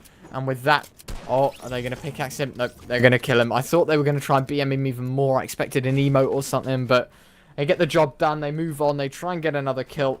And they'll continue to oppress their enemies. Looking at the map, though, it's quite evenly distributed. I'm looking, you know, across the map, all in all. Not really too many teams together. In fact, I don't see any teams incredibly close, apart from the team north of Weeping Woods. And, of course, by Slurpy Swamp with the other two trios that were quite close to each other. But here's one of them. Yox, oh, dinked. That's going to hurt because he's down to 13, shield 100 health. He's got to be cautious because he hasn't got many builds remaining either. He's going to continue to build on out, and he's going to look to get in towards the boat. And now he's going to look to drive away. Got to be careful, though, because little Kite will be looking to try and pick up a quick kill as well. He's going to pick up his teammates, and now this is their time to get out. They do not want to risk a thing as they perform a little stunt, but all in all, they can use the zone to their advantage. The fact that it doesn't tick for much, they're just going to use it as a form of rotation, not take many shots, and continue to move on forward. A decent start from them all in all. Yeah, decent start getting out of there. Yox obviously picking up one pretty decent enough, but you know, they will be pretty happy that they managed to get out of that engagement. They didn't want to, you know, take any damage early on, as you see Noah picking up another kill here. Again, to follow this Jonesy around the map. And yeah, no, that was actually, we seen Santa Clown picking up the kill. That's actually Smooth's, one of Smooth's teammates. They're, I believe, in around 53rd. They were towards the top of the leaderboard after the first game. Dropped down a little bit. They're still, they actually won their first game. They dropped down a little bit after the second one, but still just hanging around in there, as we see User maybe just going to creep up here on the Dark Knight, maybe to get a snipe off. He actually goes for it, will miss the shot, won't be able to get it done. Just build a ramp and maybe just try and back away for the minute. He is there with his teammate, so just alive still for the moment as we go into this lovely free cam. Yeah, it seems all too quiet, doesn't it, around the map all in all. As we, oh, that was cool.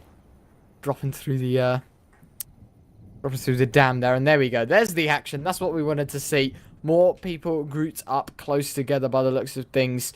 There is going to be quite a bit of fighting going to go on in just a second here, because there are 3 trios in the area all in all. Snoxy and Co taking the high ground, but Half Human from afar looking for a quick sniper shot. Unfortunately, will miss out. The legendary variant of the sniper, of course, might just cause a lot more damage and a lot more havoc than you'd think. Shots rattling on through. Noah's just picks up a quick kill. Weasley going to down Kayas, and with that, Snoxy's going to push on in and take Jules as well. All in all, a decent engagement. Lots of damage being done both ways, but as of right now, Human and his team nowhere to be seen.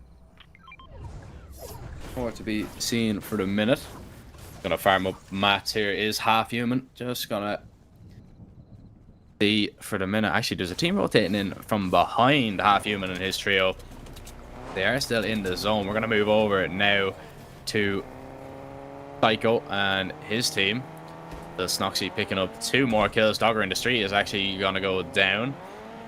And Santa Clown picking up 1 more as well. Also, Lazarov getting a knock and getting the full kill as well, as PCE are just going to get into the sand and go for a little bit of a rotate. They're actually going to leave Finn just in the car for the minute, realizing that his teammates have left him. He is going to get out.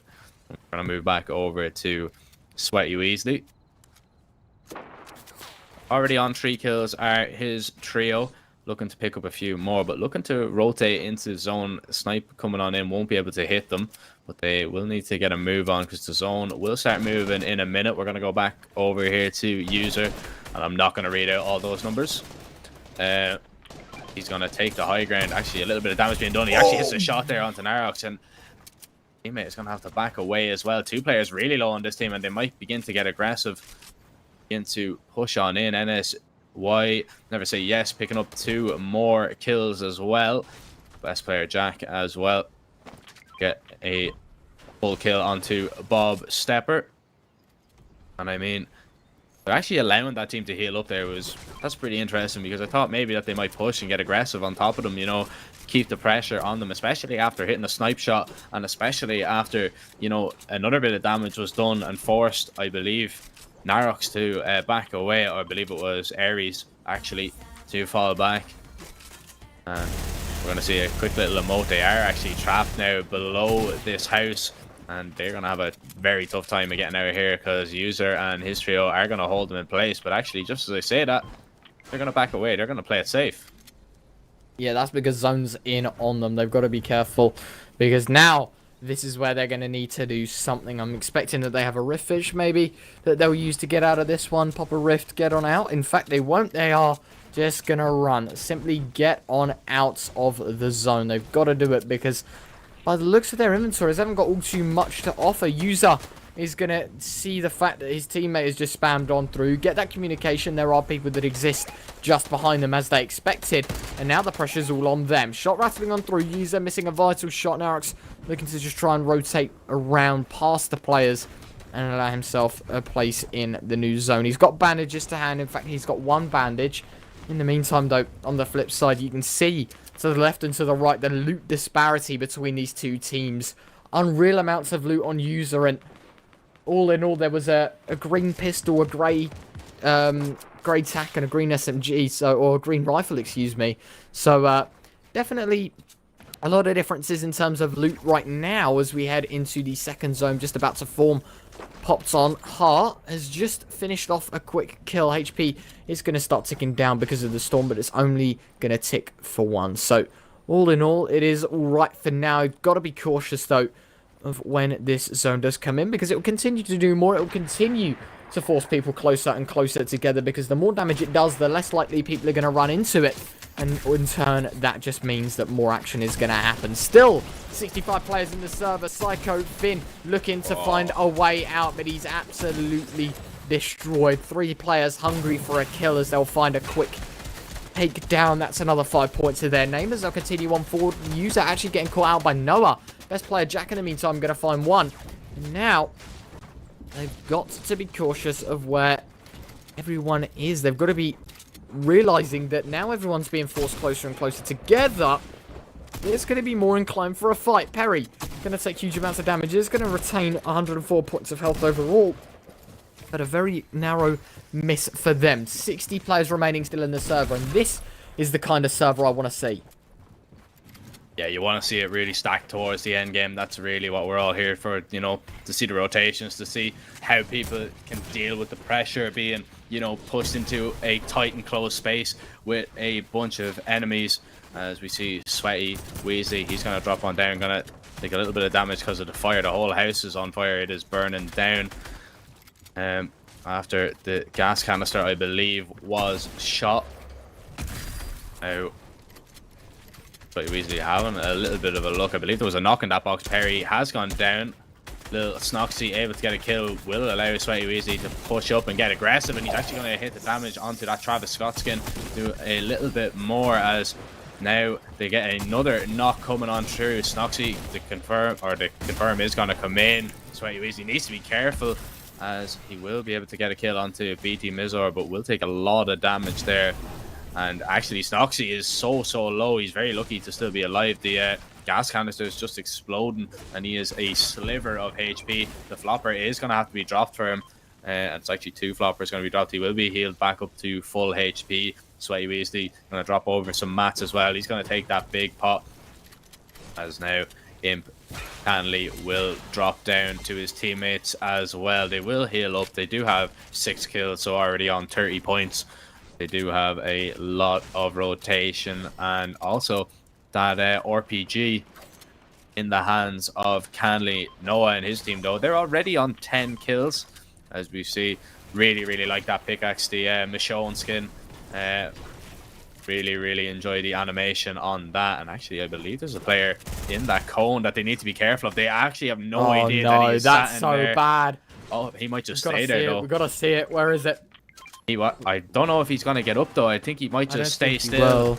I don't think he wants to take that fight at all. I think he just wants to stay put and hope they don't realize he's in there. Because if he takes that fight against the trio, could possibly be taken out of the server very, very quick. I didn't even catch the name, so I won't be able to tell you guys if he is dead or not. I won't be able to recognize it. But as we see, the storm is beginning to move on in. 9 seconds left until it has moved to its final destination. 21 trios remain. 53 players still left in the server. Things are going to get hectic very, very soon. Yeah, absolutely. And now this is where things are going to get interesting, of course. Being in the same zone, there's no need to rotate as the zone will continue to close on. And no teams are going to be forced closer and closer together. The zone will continue to do more and more damage. And by the end of it, we're going to be looking at a very hectic scenario. Still lots of players. Look at the top right of that map right now. Or rather towards just the right-hand side in general. So many different trios in that area. Things are going to get very, very heated. Nonetheless, it is going to be shots ringing out from Razer. That's going to try and do some damage. In fact, the impulse does not work. And Mekix is going to fall. A quick kill for them. More points to their name. I think that was their first kill. In fact, they didn't even get the finish. So, all in all, they are still at 0. Lovely snipe from Razer. He's going to open things up, and now the pressure might start to be applied. He's going to edit on down, try and push on through, get into his teammate's box. A Riftfish. That is a huge find to be picking up. The legendary AR as well. This team may have just had a huge stroke of luck, because now they can afford to post on up. They're just in the new zone. They're just together in this new formation, the new Storm Eye, and that's where things are going to do a lot more in terms of forcing teams closer together. We're seeing Noah picking up a quick kill. Matos going to find himself a quick double as well. Lovely 2 kills to his name. Tycho is going to find Ahmed, and with that, Never Say Yes continuing his spree of domination as he continues to pick up the kills. It'll be interesting to see how many kills he gets at the end of this game, and hopefully we'll be able to see him in the final stages of game number 3, because he's just found himself another one, Seek Law to fall. And I'm really excited to see how this man plays towards the later stages of the game. Never Say Yes, a star performer has been so far all in all, and he'll continue to oppress and continue to do damage. Nonetheless, in the meantime, Never Say Yes finally goes down. Razer to pick up the quick kill. But look at the amount of players remaining inside this small circle. 45 players, 20 teams, and there's 20 seconds until this zone completely forms and completely will move teams even closer together. And yeah, with 45 players left in this storm, once this storm reaches its final destination, we will be seeing storm surge come in. People will have to be pushed into each other. As you see, Never Say Yes is going to go down. So, you know, Storm Surge will push people towards each other. As we actually see, Lazarov is going to be knocked, and he is going to be taken down as well. Dex Fishy now just going to box up and begin to heal his teammate, or get him back up, so to speak. There's still 30 seconds left, so gotten not under too much pressure. He can heal up to full HP. They have a lot of shield as well that they can pop just to get back to a healthy amount, to start doing more damage, start putting more pressure, and possibly take a win. They already have 3 kills. We'll be looking to add to that as well. In a few moments, we will be, you know, stepping it up a little bit for placement, and not only placement, for indeed pressure, because we will see a lot more people in the same areas. As we see now, Santa Clown, they already have 8 kills. They are having a nice game as well. He's looking to see if he can maybe pick up a snipe here, as Adibrano and his team are going to be able to pick up a drop. There is going to be a purple heavy assault rifle drop there. It's actually not going to be picked up. They're going to drop that, and I believe one of the players opting for that legendary pistol instead. But here we see Sweaty Weasley now. They are on top of the high ground having a look. See maybe if they can spot anyone rotating in, to see if they can, you know, take somebody down. And Enemy, I believe, is the intended target for the minute. They don't want to overcommit though. They don't want to get hit with a snipe by somebody that is already boxed up. Santa Clown, his shot is just going to whiz by some way 9. And I mean, 37 players left in the server, 17 trios. You know, there's still a lot of people here. The Stormeye will shrink in around 30 seconds, and I wonder who is actually going to come out on top. Yeah, absolutely. I'm surprised we haven't seen a Storm Surge yet, because, I mean, looking at the amount of people right now, 36 people in this small zone, things are going to get very, very intense very quickly. Teams are going to have to box on up, and it's about the high ground, it's about the weaponry, it's about the utility. This is where raw skill will determine who comes where, because in a time like this, you know, you could be the worst player in the world, but as long as you survive, you're good to go. Sweaty Weasley and his team are able to pick up a quick kill. Santa Clown going to pop the Rift Fish and get on out. Try and return to a nice place within the new zone. And I mean, I seem to have eaten my own words, because the Storm Surge warning has finally come through. And this is where you've got to do damage. This is where teams that have sat passive will be punished for that, and teams that have taken the aggression will be rewarded, because they're gifted the people that haven't with lower health, with lower amounts of health to deal. Santa Clown beamed out of the sky. Huge damage being done. He does have 2 minis and a big pot to hand at least get back up to the full 100 shield. But all in all, things are looking quite intense here. Shots rattling on through. Sway Weasley going to try and catch a couple of people out from the sky, looking for MTY as he rings in a couple of shots. Going to use the bounce pad all in all, catching himself nicely using the cones. And now this is where high ground matters, because Sway Weasley just popping up a shot there. Going to continue to press on through. Going to look to try and get in the box. He opts against it in the end, as now this is where things get interesting. Sweaty Weasley going to pop the impulse, get on up towards that high ground once again. Finally, it might just be contested though, because Bodkelev, excuse me, and Palikman are looking to try and dive in on this new zone, and they will do so. Looking to try and make their way towards a little bit of a higher position. Chug Splash being used, nothing too substantial in terms of rotations. Oh, Palikman, what a shot. He's able to beam him right out the sky as he was falling down. Lovely shot from him.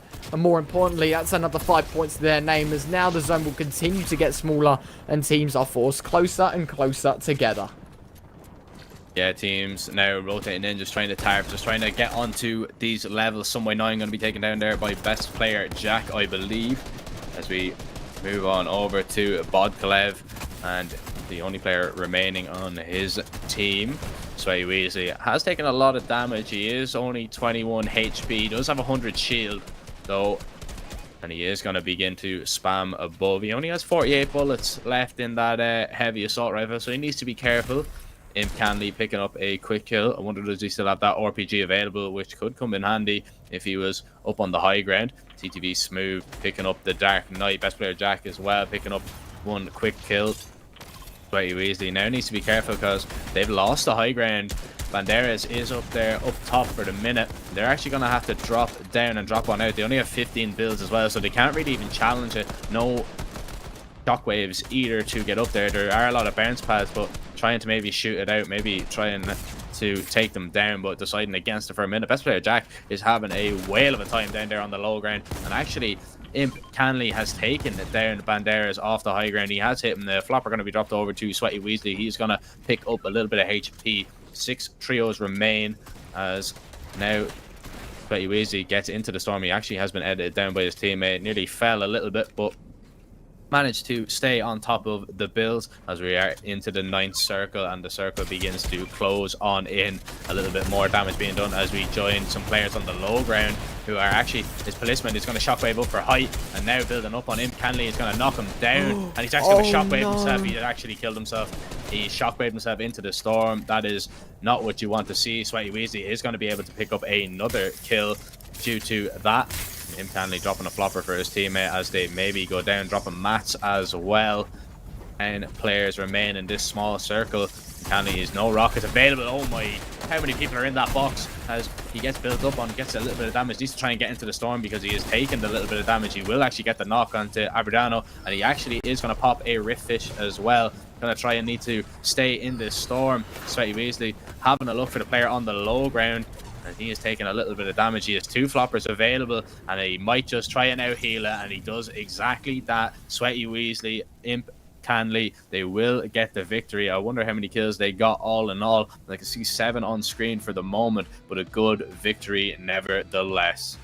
Yeah, absolutely. What a game that was, all in all. A swift victory, lots of kills across the board, and I mean, hopefully we'll be able to see the scoreboard very soon to see exactly what happened and how the scoreboard is going to update. Of course, expecting the trio, Benji, Fishy, Savage, and Nate, to be number one. Still, of course, being some of the better players that have joined us today. But actually, looking at their score, I'm looking at an interesting game 3. Lots of dropping happening right now. Not exactly the best of starts. In fact, look at this. This team's come out of nowhere. 24 kills and a victory. 142 points gifted to them as they'll make second place. Percy, Tag, and Hakai, another team we haven't really seen in the top 5, shoot on up into third place after a fairly alright game. Admittedly, not the best, but all in all, they find themselves there. Fourth place, Queasy, Hen TV, and Navi. Putrick, of course, not yet to get a victory, but definitely up there because of their placement and their eliminations. Look at that game 1. Unreal amounts being done there. 146 points for picking up 30 eliminations in second place overall. So very well done to them. Fifth place, of course, Addo, Benza, and Lodrox, excuse me. 260 points, but look at the difference between, you know, the third to fifth, and then you look further down that leaderboard where you're looking at simply a 40-point difference between 6th place and 17, and that's how close it across the whole leaderboard. You've got to understand as well that higher scorer people, there are going to be fewer of them, the gaps are going to be bigger. In the middle of the table, if you're currently 600th, 700th, one good game can put you all the way up to the top. And when I say that, I don't literally mean, you know, straight to number 1, but of course you can get 120 points in a game, and that'll propel you from 400th to top 100. It could, it really could. It just depends on the game, and that's what's so important about these days, because things can turn in a heartbeat. And all in all, what a great game as we jump into the intel moments now, picking things up around that halfway mark where 20 trios remain, just circling that lovely airdrop, waiting for someone to take it. Unfortunately, no one there just yet. This is the shot that I was on about. Sweaty Weasley didn't get it, but didn't actually, you know, we see on the right here, Canley picking up the quick kill, absolutely beaming him. Weasley trying his luck once again, a little more successful as he does do a bit of damage with that legendary heavy assault rifle. Shots continuing to rattle on through. And at some stage, I thought that trio was going to win it. You know, they had the high ground, they had everything for them, and I mean, so far, so good for them. Still a lot of points to be claimed, and they did so well all in all. And this is where things got a little bit south for everyone else. And, you know, Sway Weasley and Canley, they were just easily able to outhill. Wasn't even needed to pop the floppers in the end. It was only one that was needed. He still had one to hand. And all in all, a swift replay, but it showed exactly what happened. Domination across the battlefield, and that's what I love to see. You know, I'm excited to see, hopefully we'll catch a game from Nate, Benji, Fishy, and Savage, because that first game was so good. I mean, maybe not so great in the second and the third game, but I really want to see a dominating game. We saw that in week 1. We saw an unreal game. I think it was Resonate Tayson and all of that absolutely stormed through the competition. I think it was something like a 30 elimination victory royale. It was disgusting how well they did all in all. So maybe we'll see one of those again. But I really enjoy those close games as well, where we saw that, you know, back and forth. It could go anyone's way, and you know, rightly so. It did go to the deserved winners, those that were the most prepared for the late game. But all in all, what a great 3 games, and we've still got 2 to go. Yeah, still got 2 to go, you know, having a look at the leaderboard. Lecce is actually fallen down a little bit. Be interesting to see a game from him.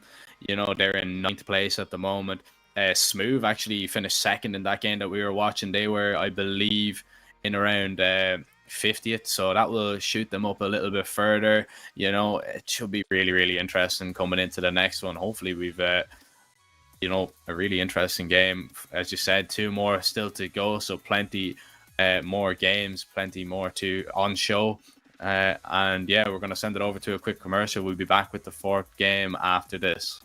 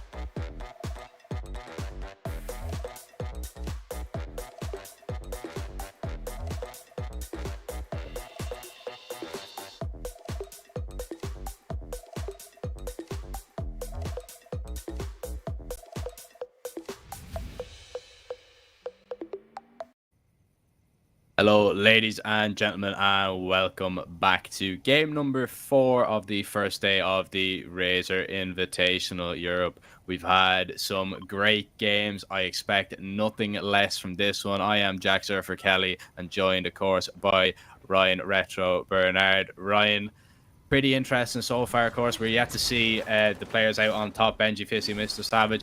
Hopefully we might see them in this game. I'm not too sure, but we're seeing some familiar faces. Best player Snake, Matty and Noise. They were in, I believe, the last game or maybe the game before. So, you know, pretty interesting. Hopefully we see some more action. Has day 1 impressed you so far?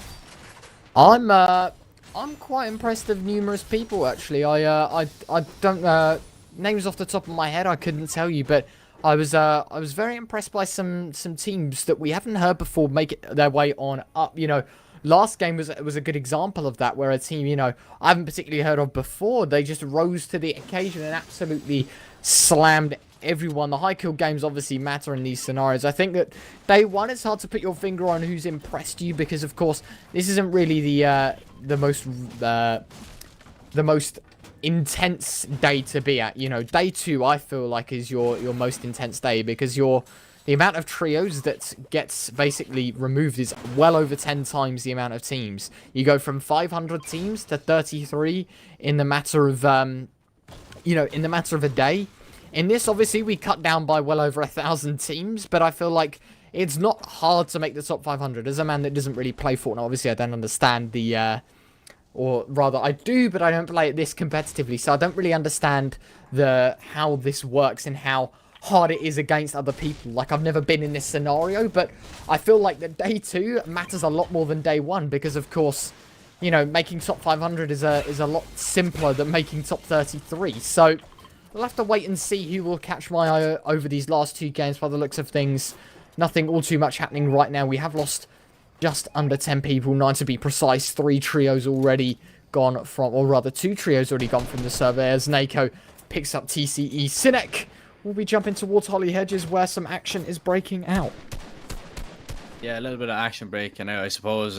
What you were saying there, touching on, you know, you wouldn't have that much experience, whereas I'd have probably a little bit more, and just exactly that. Yeah, you know, like the second day is really where everything comes into fruition. You know, it's kind of, I don't want to say it's easy, but it is very difficult to, you know, make it to the second day, but it's a lot more difficult to make it from the second day to the third day, because you have the higher caliber players. You know, the end games are a lot more stacked. You know, you don't have people W key, and as such, you know, you don't have people playing really aggressive as you might see on day 1, just, you know, going for these high kill games. You see more people play for placements, and, you know, the pressure mounts a lot more, and, you know, some people do crumble under the pressure. You know, you've seen it time and time again in all sorts of esports.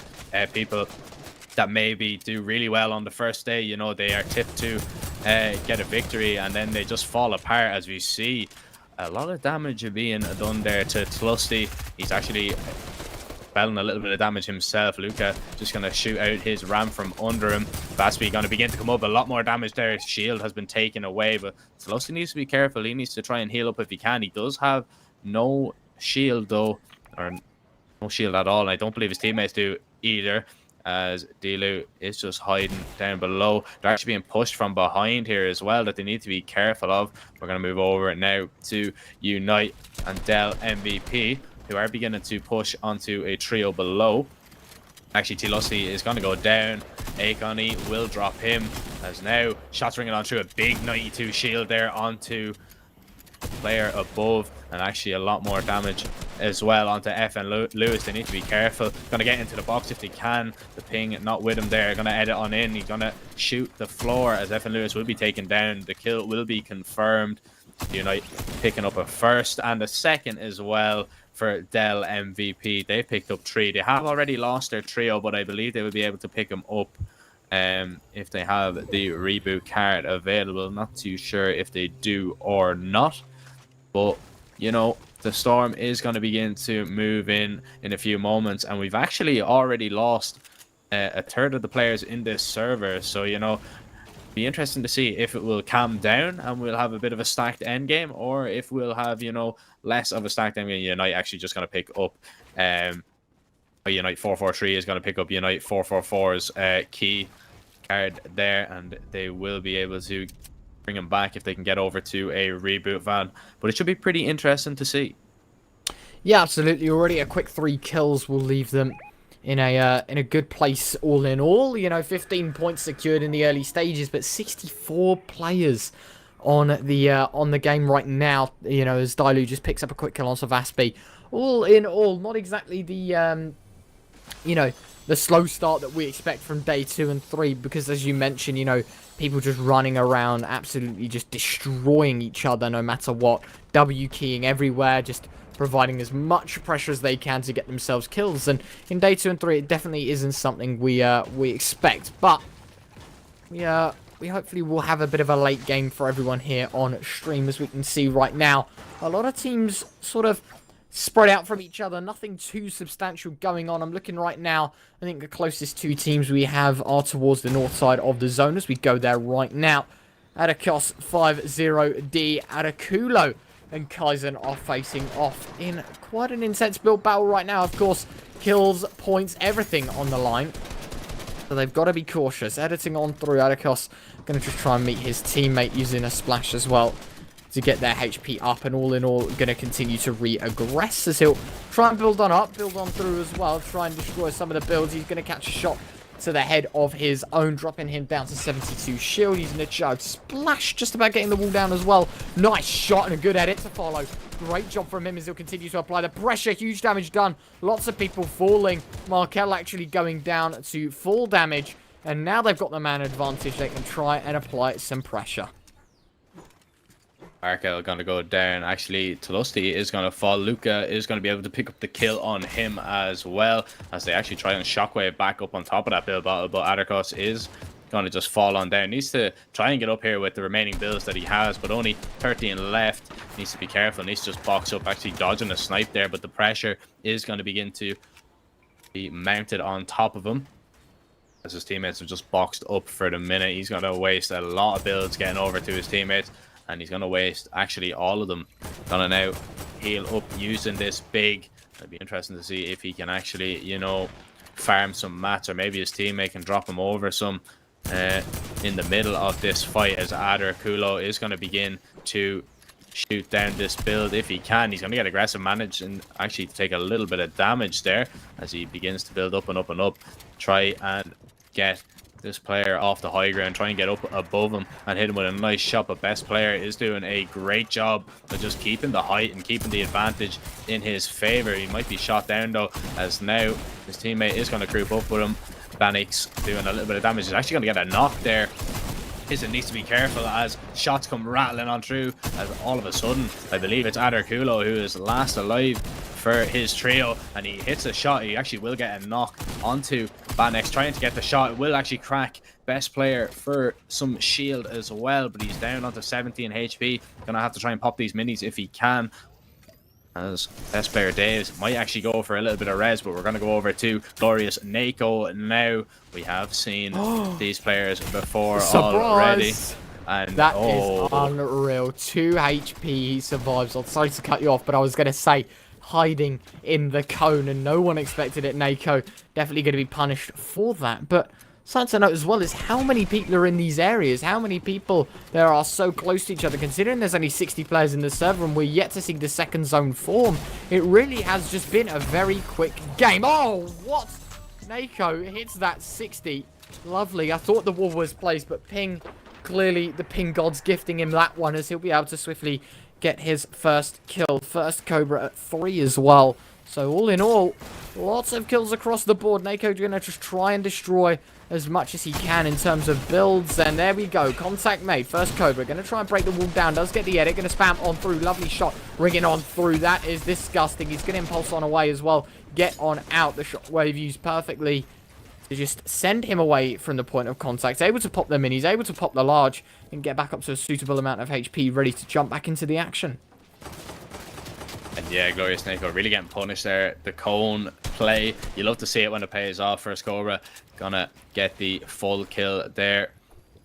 Pick up the siphon as well. Might be able to build down and pick up the mats. He is pretty full on mats, but I mean, if you can get more, You know, it never hurts to have even more, you know, shield, even more mats, as he's actually going to take a little bit of damage there. We move over now to Packet Loss, who is hoping that he has no packet losses. He tries to take this wall and get into this box here. Low HP on Zancreeby, I believe. I see this edit coming in, going for a nice little right-hand peek. It's not going to work out. Packet Loss is just going to use the mushrooms as he waits for the slurp mushroom to heal himself up a little bit. He's going to shake him down, get information on his teammates, and is now just gonna fall. Gonna be able to pick up a harpoon as well, and a big pot for his trouble. A nice kill there, even though he did not have the advantage in that fight because of that right hand peek. He still managed to hit the shot onto the low HP player, and he managed to pick up the kill. Absolutely, as we watch the third zone form and slowly close on in. This is where things get interesting, and this is where teams will have to get closer and closer together. Still a lot of players left in the server, 57, just over half. Still yet to make a move, yet to make that change, yet to find themselves into this new zone. They're going to have to apply the pressure now, at least as we go into the POV of Follow. In fact, it was a quick kill being found already. Irolano is going to get dropped, and now Follow is going to use the river as a way to get on forward towards the action. Going to continue. Use the harpoons to try and break down some walls as he'll continue to spam, and this is where things get mighty interesting. He's going to try and use the harpoon again, just try and provide as much as he can. Did he get the wall? Yes, he did, and that's huge damage done. 60 shield already dealt. He is going to get shot in the back, but it's nowhere near enough damage to stop him from aggressing. He'll continue to aggress on forward, and that is looking like an unhealthy gunfight to take. As we switch on over now to Dalco Kid, he'll be looking for a quick kill. Fade to his left. Gonna have to be cautious, but players up close and personal will force him to back on away. Things are getting intense here. Yeah, things are beginning to heat up. Of course, 20 trios remain. 56 players left in the server, as we just have a little bit of a break for the minute. Everyone is happy enough just to box up, just to sit where they are, not take any engagements. Don't want to waste any of their ammo, and don't want to waste any more of their materials than they really need to. Just keeping an eye on the other team that are close by. Of course, you want to keep an eye on your neighbors and see what they are doing. You don't want them pushing up without you really knowing, because we'll be punished for that. We've seen it time and time again, as now the second storm will be will just finish, and we're going to see the formation of the third one. A minute and 30 left to try and rotate in the zone. Not far to go for Physics, Doco Kid, and Kingsmo. But it's still a little bit of a distance, and it might be a little bit of trouble for them rotating in as we move over to Payne the Peace Game, who's going to just shockwave out. He's after losing two of his teammates there. Physics now going to punish Cotty on the rotate. Going to do a little bit of damage there. Yet to pick up a kill, our Physics and his trio, but we'll be looking to change that shortly as we lose another trio in this server. 19 left, and Physics now getting into the zone. I might just think about where they are going to set up shop here, where they're going to box up as they begin to farm mats. Now moving on, making sure that he's not going to get sniped at, doesn't want to take any damage here, doesn't want to go down. You know, it could be disastrous. It could initiate a push that you don't want early on, as we move back over now to Packet Loss, who is going to lose his head, as now that snipe coming in. What a shot there by Skype. And now Simo Morningstar is going to have to maybe just try and back away. He's going to actually try and get into the sand here. Going to get the edit on the wall here, maybe. He's actually just going to sit in the sand. He's going to box up and not move at all. As now Physics going to rain bullets into the builds of Cotty, and 20 damage. He goes for a sniper shot. Will actually tag up one player. I believe it was only for around 25. So nothing to write home about just yet. But just keeping an eye on their neighbors, letting them know that they are still around and they're still kicking. Yeah, exactly. Applying the pressure is the most important thing about it, as Physics will just be sitting there editing a cone, just having some fun, waiting for time to pass by, as the remainder of the server forced to move on in to the new circle. It will start to close, and this is where things get mighty interesting. They've got to be cautious of where everyone is going to be, because of course now in such a small circle it does matter where your opponents are posted up. It does matter where everyone is located, because you might just get flanked and you have no clue about it. Anyway, Paint is the only man left. He'll just be looking to hug the border basically, and make sure that as he runs on into the new zone he won't get caught out by anyone trying to fight. And there you go. He'll just continue to move on forward. Grabbing himself some materials in the meantime. Nothing too much going on, however. My question is now, though, exactly what his next steps are. Because, of course, will he just post up and draw some attention to himself by building in? Or will he just try and sit in a bush and wait? Because, of course, as a solo, you're simply playing for placements at this point. Only 2 more trios need to go until placements are found. And then from there on out, you know, you're getting points for placement. And I think that's what everyone wants. And yeah, everyone wants to be picking up placement points, you know, especially in these late games. You know, you want to be make sure that you are in around the last circle to at least have a chance, because of course, you know, kills are all good. You know, if you can get these 14 kill games, it's pretty good. But if you go in 17th place with 14 kills, you know, it's not too good. You get to around 70 points, maybe around 80 or 90. But if you get 14 kills and you manage to stay alive until maybe the last 2, you know, you're looking at 130, 140, which is, you know, an absolute huge amount. So we're going to see a lot of people just box up, just play for placement, just, you know, try not take the fights where they can. They want to just get the so-called easier points, because, you know, there's very little risk if you just box up and try and play for placement. You don't have to take these engagements. There is a chance, of course, every engagement you take, you can go down. So if you just maybe try and pick your fights carefully, if you try and take the smart fights, so to speak, you might be rewarded. As we see now, Markle just gonna harpoon, trying to get into the box here, gonna pick up a big pot, and now group back up with Banix and best player Daves. We've seen them already in the last game. As now they're just going to try and take the wall here. We hear the charge shotgun being charged up, and Marco's going to take one on the chin. Wow. He's going to have to back away, 66 HP, as now they are going to retreat for the moment. He's going to be able to heal up. He does have all the pots available to do so, as Banix is just going to begin to hold the wall, just hold the build for his teammate to heal up. And we're going to move over now to Marky and his trio, who are getting up on top of the high ground and gonna hold it. I believe they are in the zone as they begin to look around from their tower above, and I wonder how many kills they will pick up on any of the teams rotating in. They will actually spot a player in the sand over there rotating. There's now the spam coming on through. Marky just saving himself with a build there. He could have dropped down into 3 players, which would have been imminent death, I presume. Now go a little bit silent. 20 seconds until the Fort Storm has reached its final destination, and 38 players remain. Yeah, this is where things are going to get intense. I keep saying it, but it is so true. Because everyone's forced closer and closer together, this is where it's the most important thing. Because you'll look now, and the zone considerably gets smaller. It's over, you know, less than half the size of the first zone.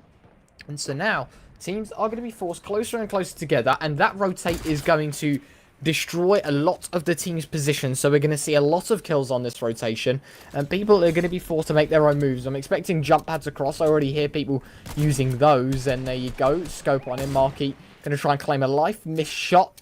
That'll cost him only a bullet, but at the end of the day, a missed shot could have been, or rather a shot that connected. That could have been a quick down, a quick rotate, a quick kill, more mats to the inventory, and a whole lot more. Turkey, he's alongside his teammates Beagle and Marky. They'll be looking to just use the sand maybe to rotate.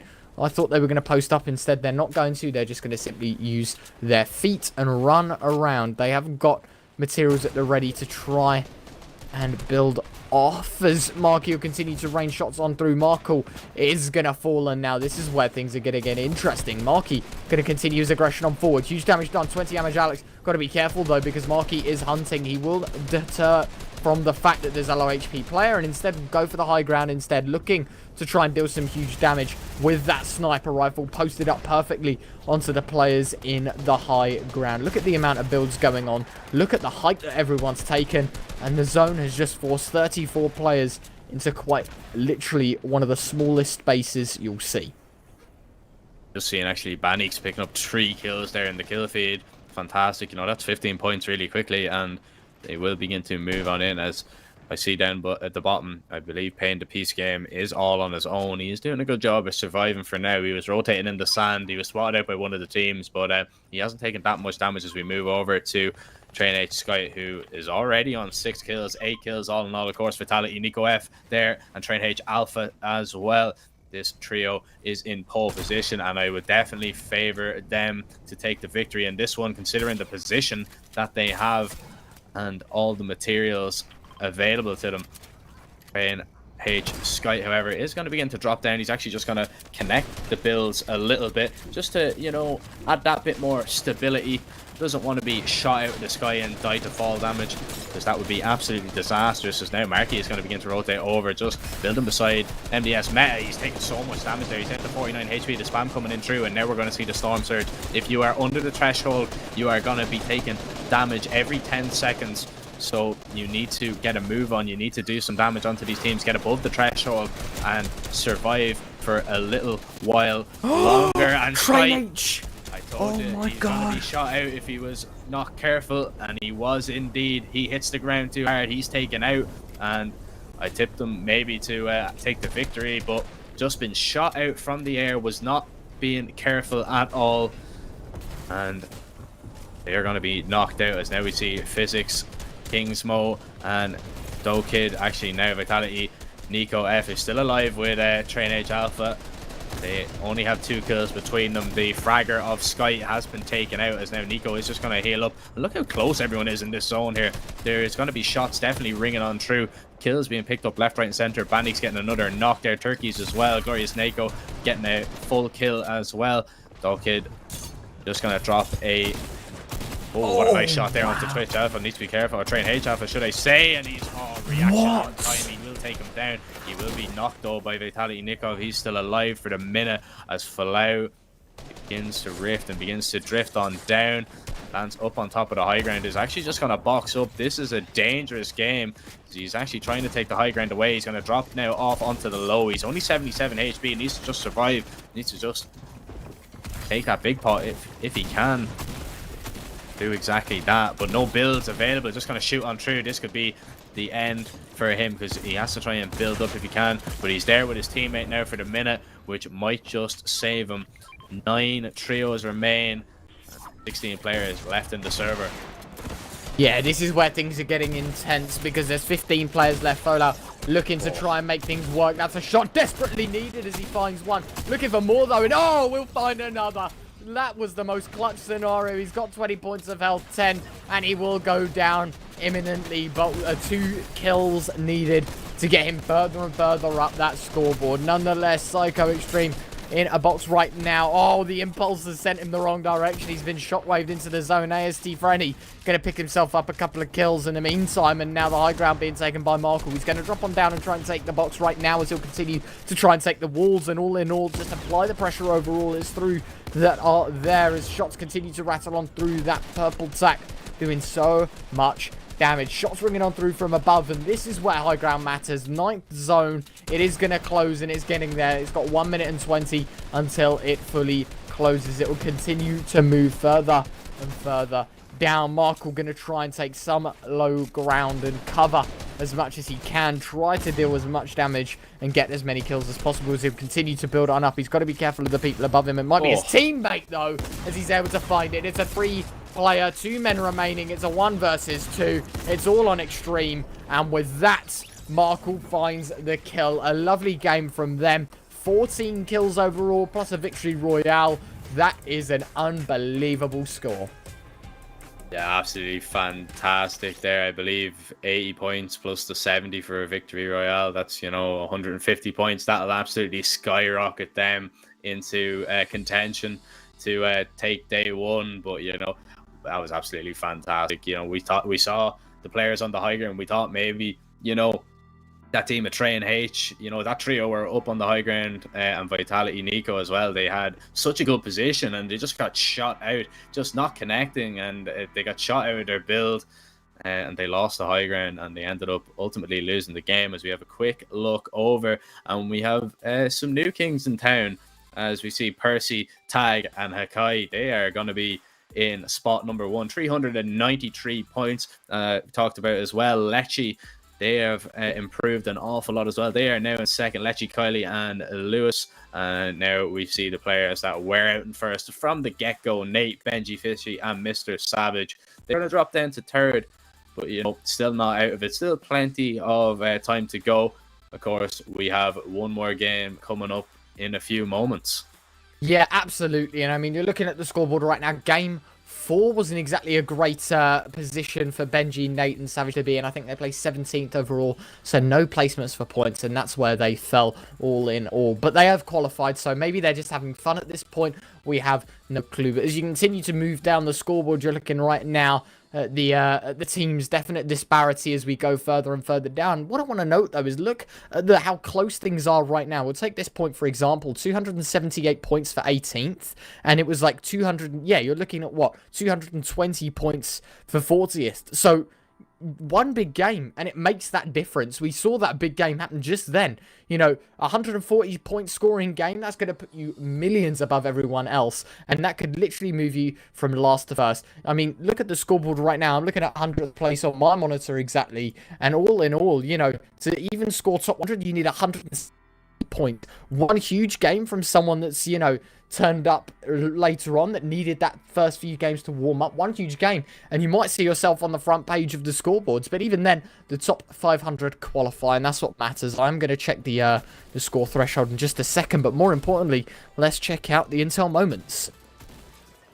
Yeah, just having a look as Adarkulo getting into Banix's box. I actually managed to get a knock, but I believe Banix, they were still alive up until the last few moments. A nice kill there by First Cobra, managing to get a knock and shockwave out of there. And now Doko Kid actually hit a really nice shot there onto the player below. Train H was taken down, but he lost his life to Vitality Nico. And then we're into Storm 8 here. 13 players left as we jump on over to Psycho, Extreme, Stormar, Pecklock, and True Silence.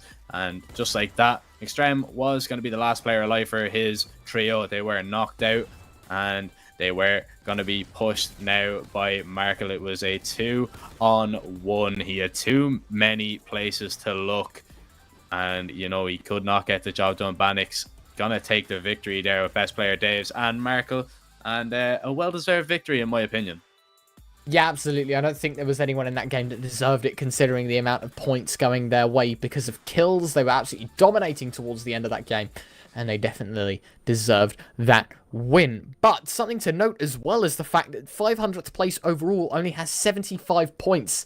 And so that means heading into Game 5, it's all to play for. We're going to jump to a quick break, but we'll be right back with the 5th and final game of the first day. Don't go anywhere. It's going to be a banger.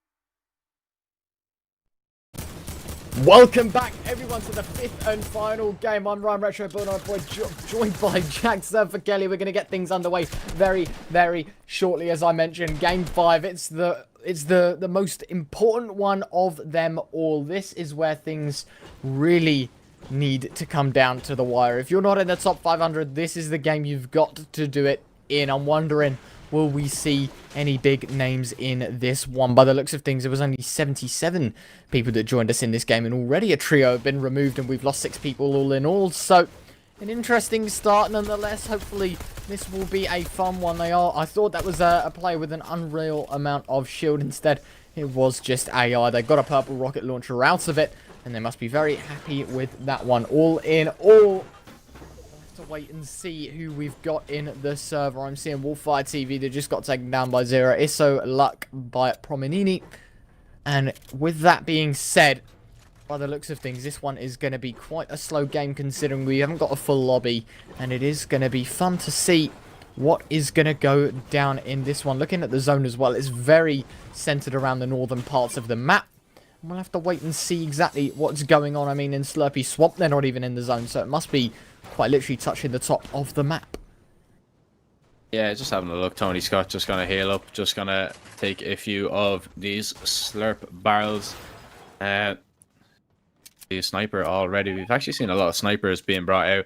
And actually, Tony will actually see one player. Hits the first shot, 105 damage being done. Gonna begin to push on through onto Impulse box. And he's gonna get into his box now as he puts a ramp there. And gonna go edit on through. There is a wall in the way for the minute. Tony Scott is gonna back away and pop a big pop. Impulse box managing to pop a big as well. Just to regain a little bit of shield. As now Tony Scott might continue to get a bit more aggressive. Phantasm actually getting the knock there and will get the kill. A bit more siphon gained, of course, you know, adding the 5 points as well as getting a bit more health. Tony Scott is under a little bit of trouble as well, but he's done a good bit of damage to Impulse box, and Impulse box is actually going to be knocked. The confirm is going to come in. I believe it was best player Demo who got that kill. Tony Scott just helping out his teammate, getting the finish, getting a bit more, and now Tony Scott will begin to apply the pressure onto the team that is pushing his teammate, but he needs to get over there quick because Demo is taking so much damage, and Demo's gone down, managing to get one knock. As now Tony Scott pushing over on top of Jump Box.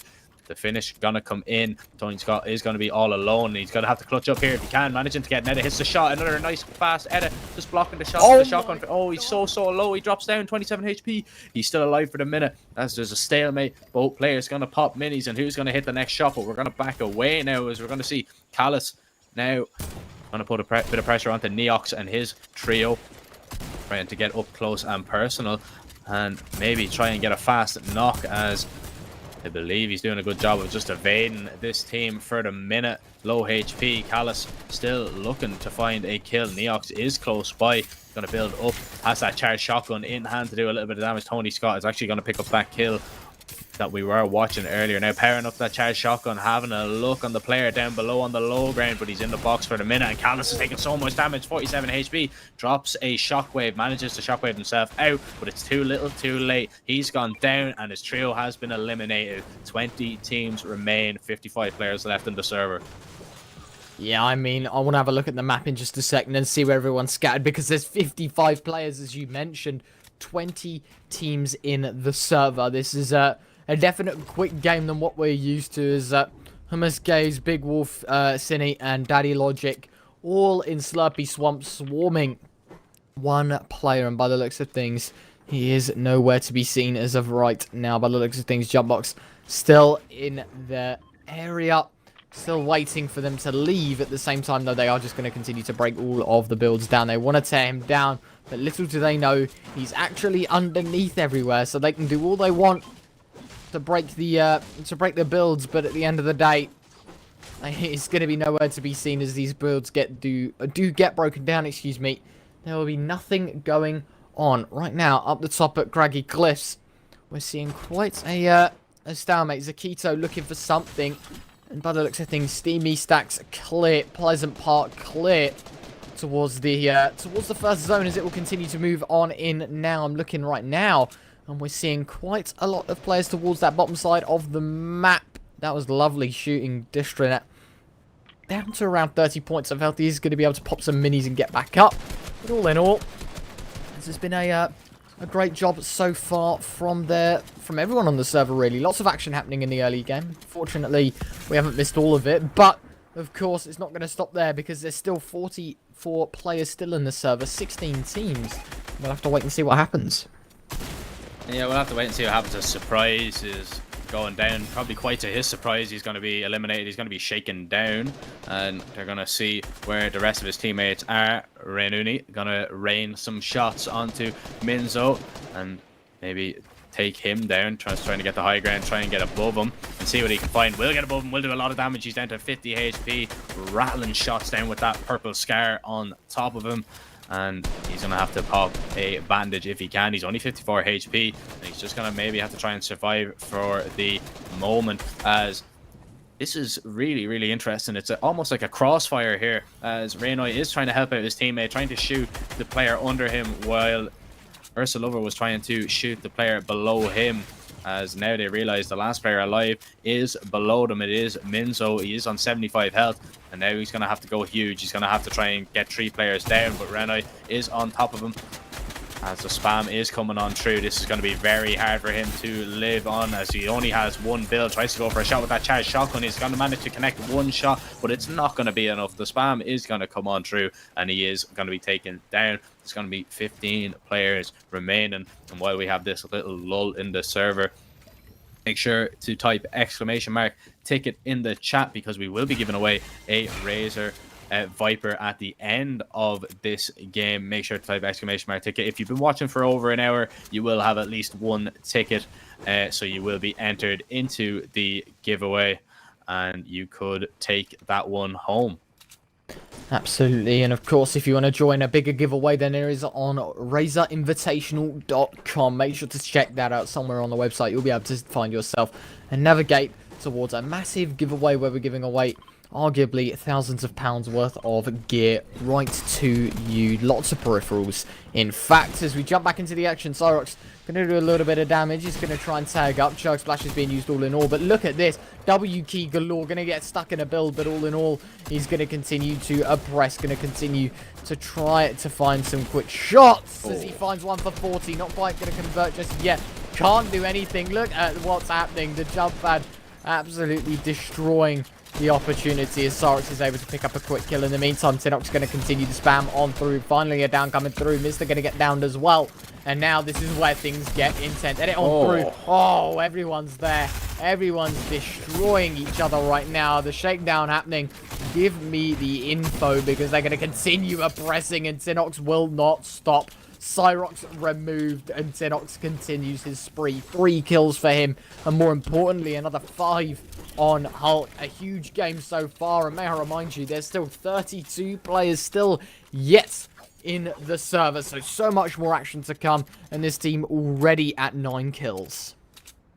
Already on 9 kills. I'm just trying to have a look for them in the leaderboard now as we are talking, but I don't think they're even in the top 100, this team. So, you know, a big game coming out from them so far, and if they can manage to continue to improve off that, you know, they will be getting a decent amount of placement. There's only 12 teams left, so they will be gaining a little bit. We will probably see them definitely move into the top 500, and we might be able to see them tomorrow as we see Dragon and Midos now gonna back away with Samurai just gonna shockwave out. They were being pushed by I Need a Trio and his trio, ironically, as now the snipe might come in here. Has been shot, and he actually is going to hit that shot. Request now is going to have to try and back away. Just going to have to try and maybe heal up. while his trio provide a little bit of cover for the minute. Nado's doing a little bit of damage here as well, close to the Coliseum. As now we are just patiently waiting, just boxed up for the minute, not taking any engagement for the moment. People just healing up, just getting into the box with their teammate, you know, safety in numbers and all that. As we hear shots absolutely peppering on through down below. I need a trio now on the high ground, having a look, doing little bits of damage where he can. Has that blue charge shotgun available to him, which is so powerful, especially when it's charged up to max. It can absolutely rattle you and absolutely take you down to low health. And they're actually gonna take a rift fish there.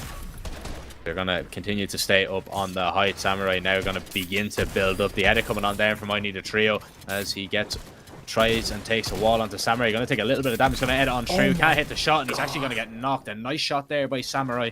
And they might even go for the shake down here.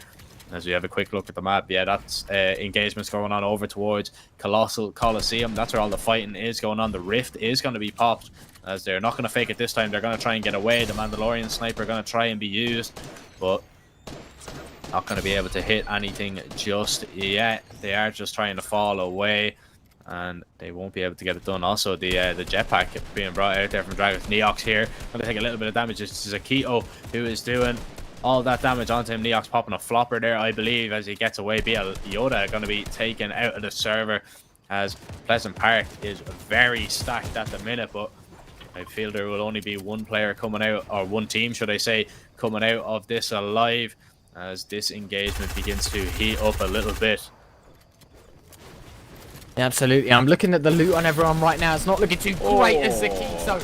He's going to eat that lead 5.56 round. He got absolutely capped. He's down to 28 points of health. Blue's going to continue to provide some aerial support with the use of that sniper rifle, but looking at the weaponry that they have, it's not looking all too likely now, as they'll have to build on in. Everyone's suffering right now from the absolute domination that's being asserted. Neox and his team just doing so well. There is a medkit drops across. Akito will be able to pick that up and heal all the way back up, but Pleasant Park comes to a bit of a standstill, but still 29 players left in the server. There's still opportunity for everyone right now to get their hands on an opportunity on making that top 500, because some of these people, it's the first time we've seen them.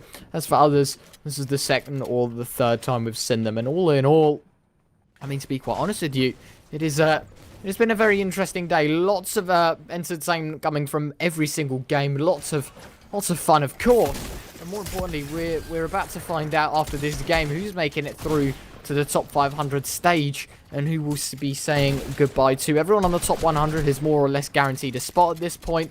Even if the bottom 100 people to all have amazing games, they're still scoring the 200 or so. So if you're top 100 at this stage, you are through. You don't have to worry about a thing. This is just about having fun. Oh, and I believe Destinate might have lagged out there a little bit. He just stood still and accepted his fate, really. Neox will be able to drop him down. Twitter +10 will be dropped as well. It's AOS ZXC that picks up 3 kills. Sierra Hulk will get the knockdown now, as Neox is going to be shot in the back. They might look for a bit more now. AOS ZXC has been taken down. Neox now going to try and get into the box if he can. He hits the first shot and hits the second. He knocks out Hulk. He does take him down, and he will be able to revive his teammate.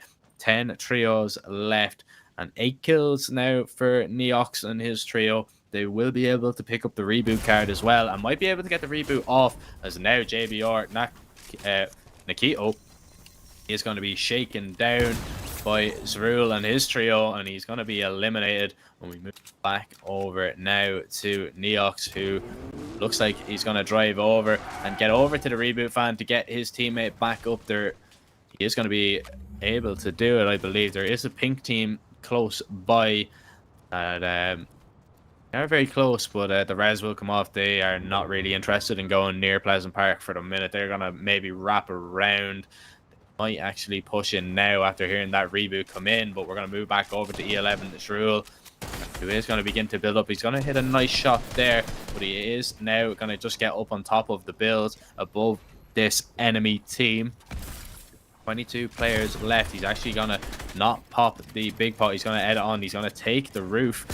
Now he's going to hit that shot and going to build on through and see if he can maybe take down Samurai. But he's pushing into a team of 3 here for a minute. He is now being grouped up with his teammates, should I say. They are going to try and take the walls here from either side. A nice shot there by Refer. And actually, Zrul will get the knock onto Mados, as now he's in his box now. Will take him down as well.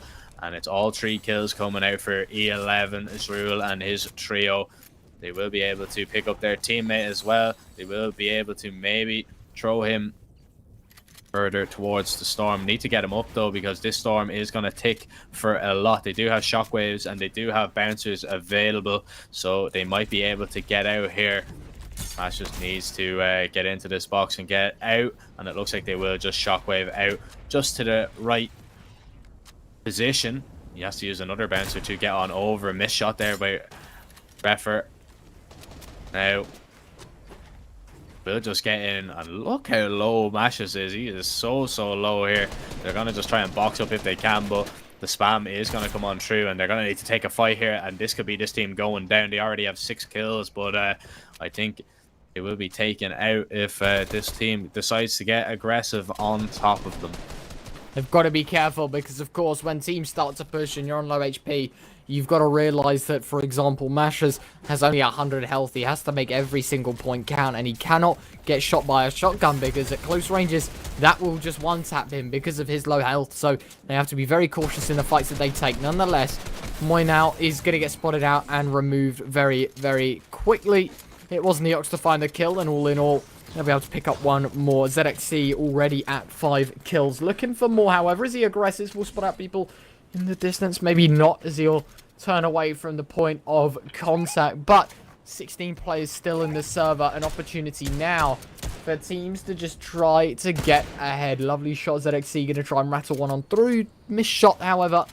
And that will leave them with a little bit more information on exactly where they all are. Bounce pad being used by Screezer, and he will find his way towards the new zone. 14 players, 7 teams. That's an average of 2 per team. If you've got 3 players alive right now, like Neox, Screezer, and ZXC, you are in a great position, because you cover just a little over a fifth of the lobby, a little over a fifth of the lobby, and there's only 7 teams remaining. So you know you've got great odds in this one as they continue to press. They continue to try and take the box out. Refa going to try and back on away. Shots rattling on through. Screezer knows that Refa's in the area as he'll continue to build, but all in all, disengaged perfectly. ZXC going to fire off a quick shot. Missed shot, however, and he'll be eating, he'll be consuming some minis in a big pot to get back up to full health. But the fight will not stop as Screezer aggresses on through. Going to try and build on through. All in all, ZXC in the meantime going to continue to try and take some walls as Screezer does the exact same. Neox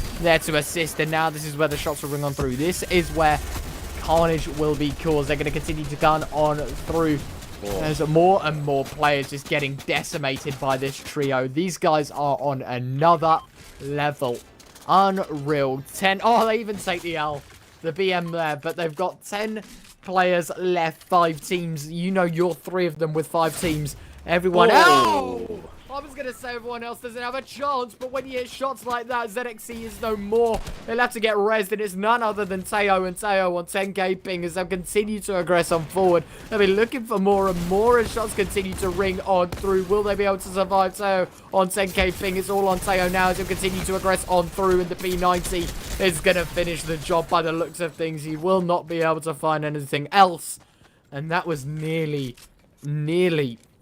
the end of the road there for ZXC, Neox, and Screezer. But by the skin of their teeth, they make it through, and more importantly, they now have 8 players in the server, so they have 5 people to kill, and there's 3 different teams. That has got to absolutely fill you with pride, knowing that there are minimal amounts of people left in this server that you have to take down. And I mean, they get the knock there. You have to feel for the 10k ping guys, you know. They get the knock there. They're like, all right, you know, we have a knock. Let's push off this. They make the right play, but that's not the team you want to be pushing. They already have 15 kills. You've seen them with ease, really, that they dispatched to that push, managing to get the knock. They did push in, you know, kind of solo. The first player went in alone. The other player was really far behind, as we see Renoy. He's going to actually be knocked there. Chaos ZXC is very low HP. They need to be careful of that. But, you know, top 4, They have 15 kills. You know, that is a fantastic showing. That will definitely qualify them for tomorrow anyway, as I'm not too sure of their standings at the moment now. Actually, Anis is taking a lot of damage, down to 20 health. Needs to be careful, needs to pop a flopper, needs to pop 2 maybe. And then there's going to be minis coming in to help as well. Has to get up to around 150 HP, as Squeezer is going to continue to get aggressive. He's going to find a player resin, and he's going to be able to pick up another kill for himself and his trio. They are in pole position to take this. They are the only full trio left alive, as we're into a 3v1v2, and they are now in pole position to take this. Of course, the 6th storm is only beginning to move now, but there's only 6 players left in the server, and they are just going to W key here. Neox is going to try and get into the box here if he can. Razer is close by, but it looks like they have Shockwave there, and it's out in the storm. It's going to take a little bit of damage. Neox is going to bounce her over, and they are relentless here. They are just pushing them down, just going to put them under pressure. And it's just going to need to try and heal up if he can. The wall has been taken. Going to try and place a cone in his box maybe, as he tries to build up, and he stuck 196 and knocked there with that charge. And we're going to see a little bit of the baby bop as well. They're going to just carry him in. I mean, this is BM at its finest. I mean, absolutely fantastic there. Squeezer is now going to be into walk up and get above. A nice charge shotgun shot there. Amix might be taken down. AOS ZXC is actually going to fall there. Neox has lost one of his teammates for the minute, and they need to be careful. Could the showboat now cost them? Squeezer having a look down below. No, not. It is not going to cost them at all. They're going to take the victory, and I mean, that is absolutely fantastic. Unreal. Huge kill game. Neox definitely the MVP of that one, in my opinion. 11 kills, and of course a victory to their name will help nicely. There's no doubt in my mind now that they have secured themselves a spot in the top 500 as we jump back into the Intel moments, of course. Powered, of course, by Intel, one of our lovely partners during this Razer Invitational. They're one of many people, such as Pringles and Seagate, that make this work. So thank you very much to them. But we continue with the replays now. What a start this was. We saw so many different teams just take the pole position. So many kills. Tinox at one point. This is the fight that I wanted to talk about. Look how aggressive this team was. They did not stop for anyone. This lovely bit of editing, and they just did not stop. Shakedown, and then once they were done with the shakedown, oh wait, you're there, let me build on up, and then pow, you're gone. See you in the lobby. You are absolutely deleted. But from there on out, we had a new big dog in town, and of course it was Zach and his trio as well. Ironically, I Need a Trio got deleted, and then from there on out, it was as simple as watching ZXC, Neox, and Skiza just absolutely mop up the server. This was midway through their domination. They just did not stop for anyone as they continue to oppress and continue to do damage. Refa doing the exact same, following suit. Was able to pick up a couple of kills, and his teammate was down in the meantime. They're able to carry him on through and res him, but ultimately it will not matter. ZXC, or Zach rather, looking more and more, continues to go on through and through and through. And then they just did not stop there. Continued their aggression, continued the relentlessness. And even with 10 players remaining, look at this. They had 8 kills on Neox, 5 kills on Zach. That is unreal. And that's what I was talking about. That snipe, that could have turned the tide completely had it have landed. But Teo and Teo on 10k ping basically meant that all in all, it was all down to a 2 versus 1 versus 3. And we all know exactly who was going to win this one. Power in numbers. Screezer just aggressing, finding a quick double. And then Screezer just continuing on through. The sniper just hunting, patiently waiting, and then bang, snipe right off the back. And from there on out, you knew it was all said and done. This is what I was on about. Screezer, I think it was some sort of impact that sent him off into the storm, but nonetheless they make it work. They get the victory, and of course they take a large amount of points home. But looking at the scoreboard right now, I'm more inclined to look right now. Benji Fishy still at 4th, but more importantly at 1st, Mason, Bad Sniper, and Wan last, currently sitting at 404 points. 2 points behind them, Percy, Tag, and Hakai, and then in 3rd, Lesh, Kylie, and Louis. But all in all, I think something to highlight as well is how close all of these scores are. 2 points between first and second. You know, you're looking at 12 points between third and fourth. This is very close leaderboard. Admittedly, it doesn't really matter at this stage because all matters is that you make the top 500, and of course all these teams on screen have. As you can see, they are placed in the top 100 teams, which puts them in a great stance heading into day 2. Of course, Benji, Fishy, Nate, and Savage at 4th place. And then we're looking at Thomas, Sharps, and Bubble in 5th. Door, FPS, Mitch, and SMG only ref. We saw them a couple of times in 6th place. So all in all, I mean, a great day for all the teams. Congratulations to those that made the top 500. Miserations that didn't, of course.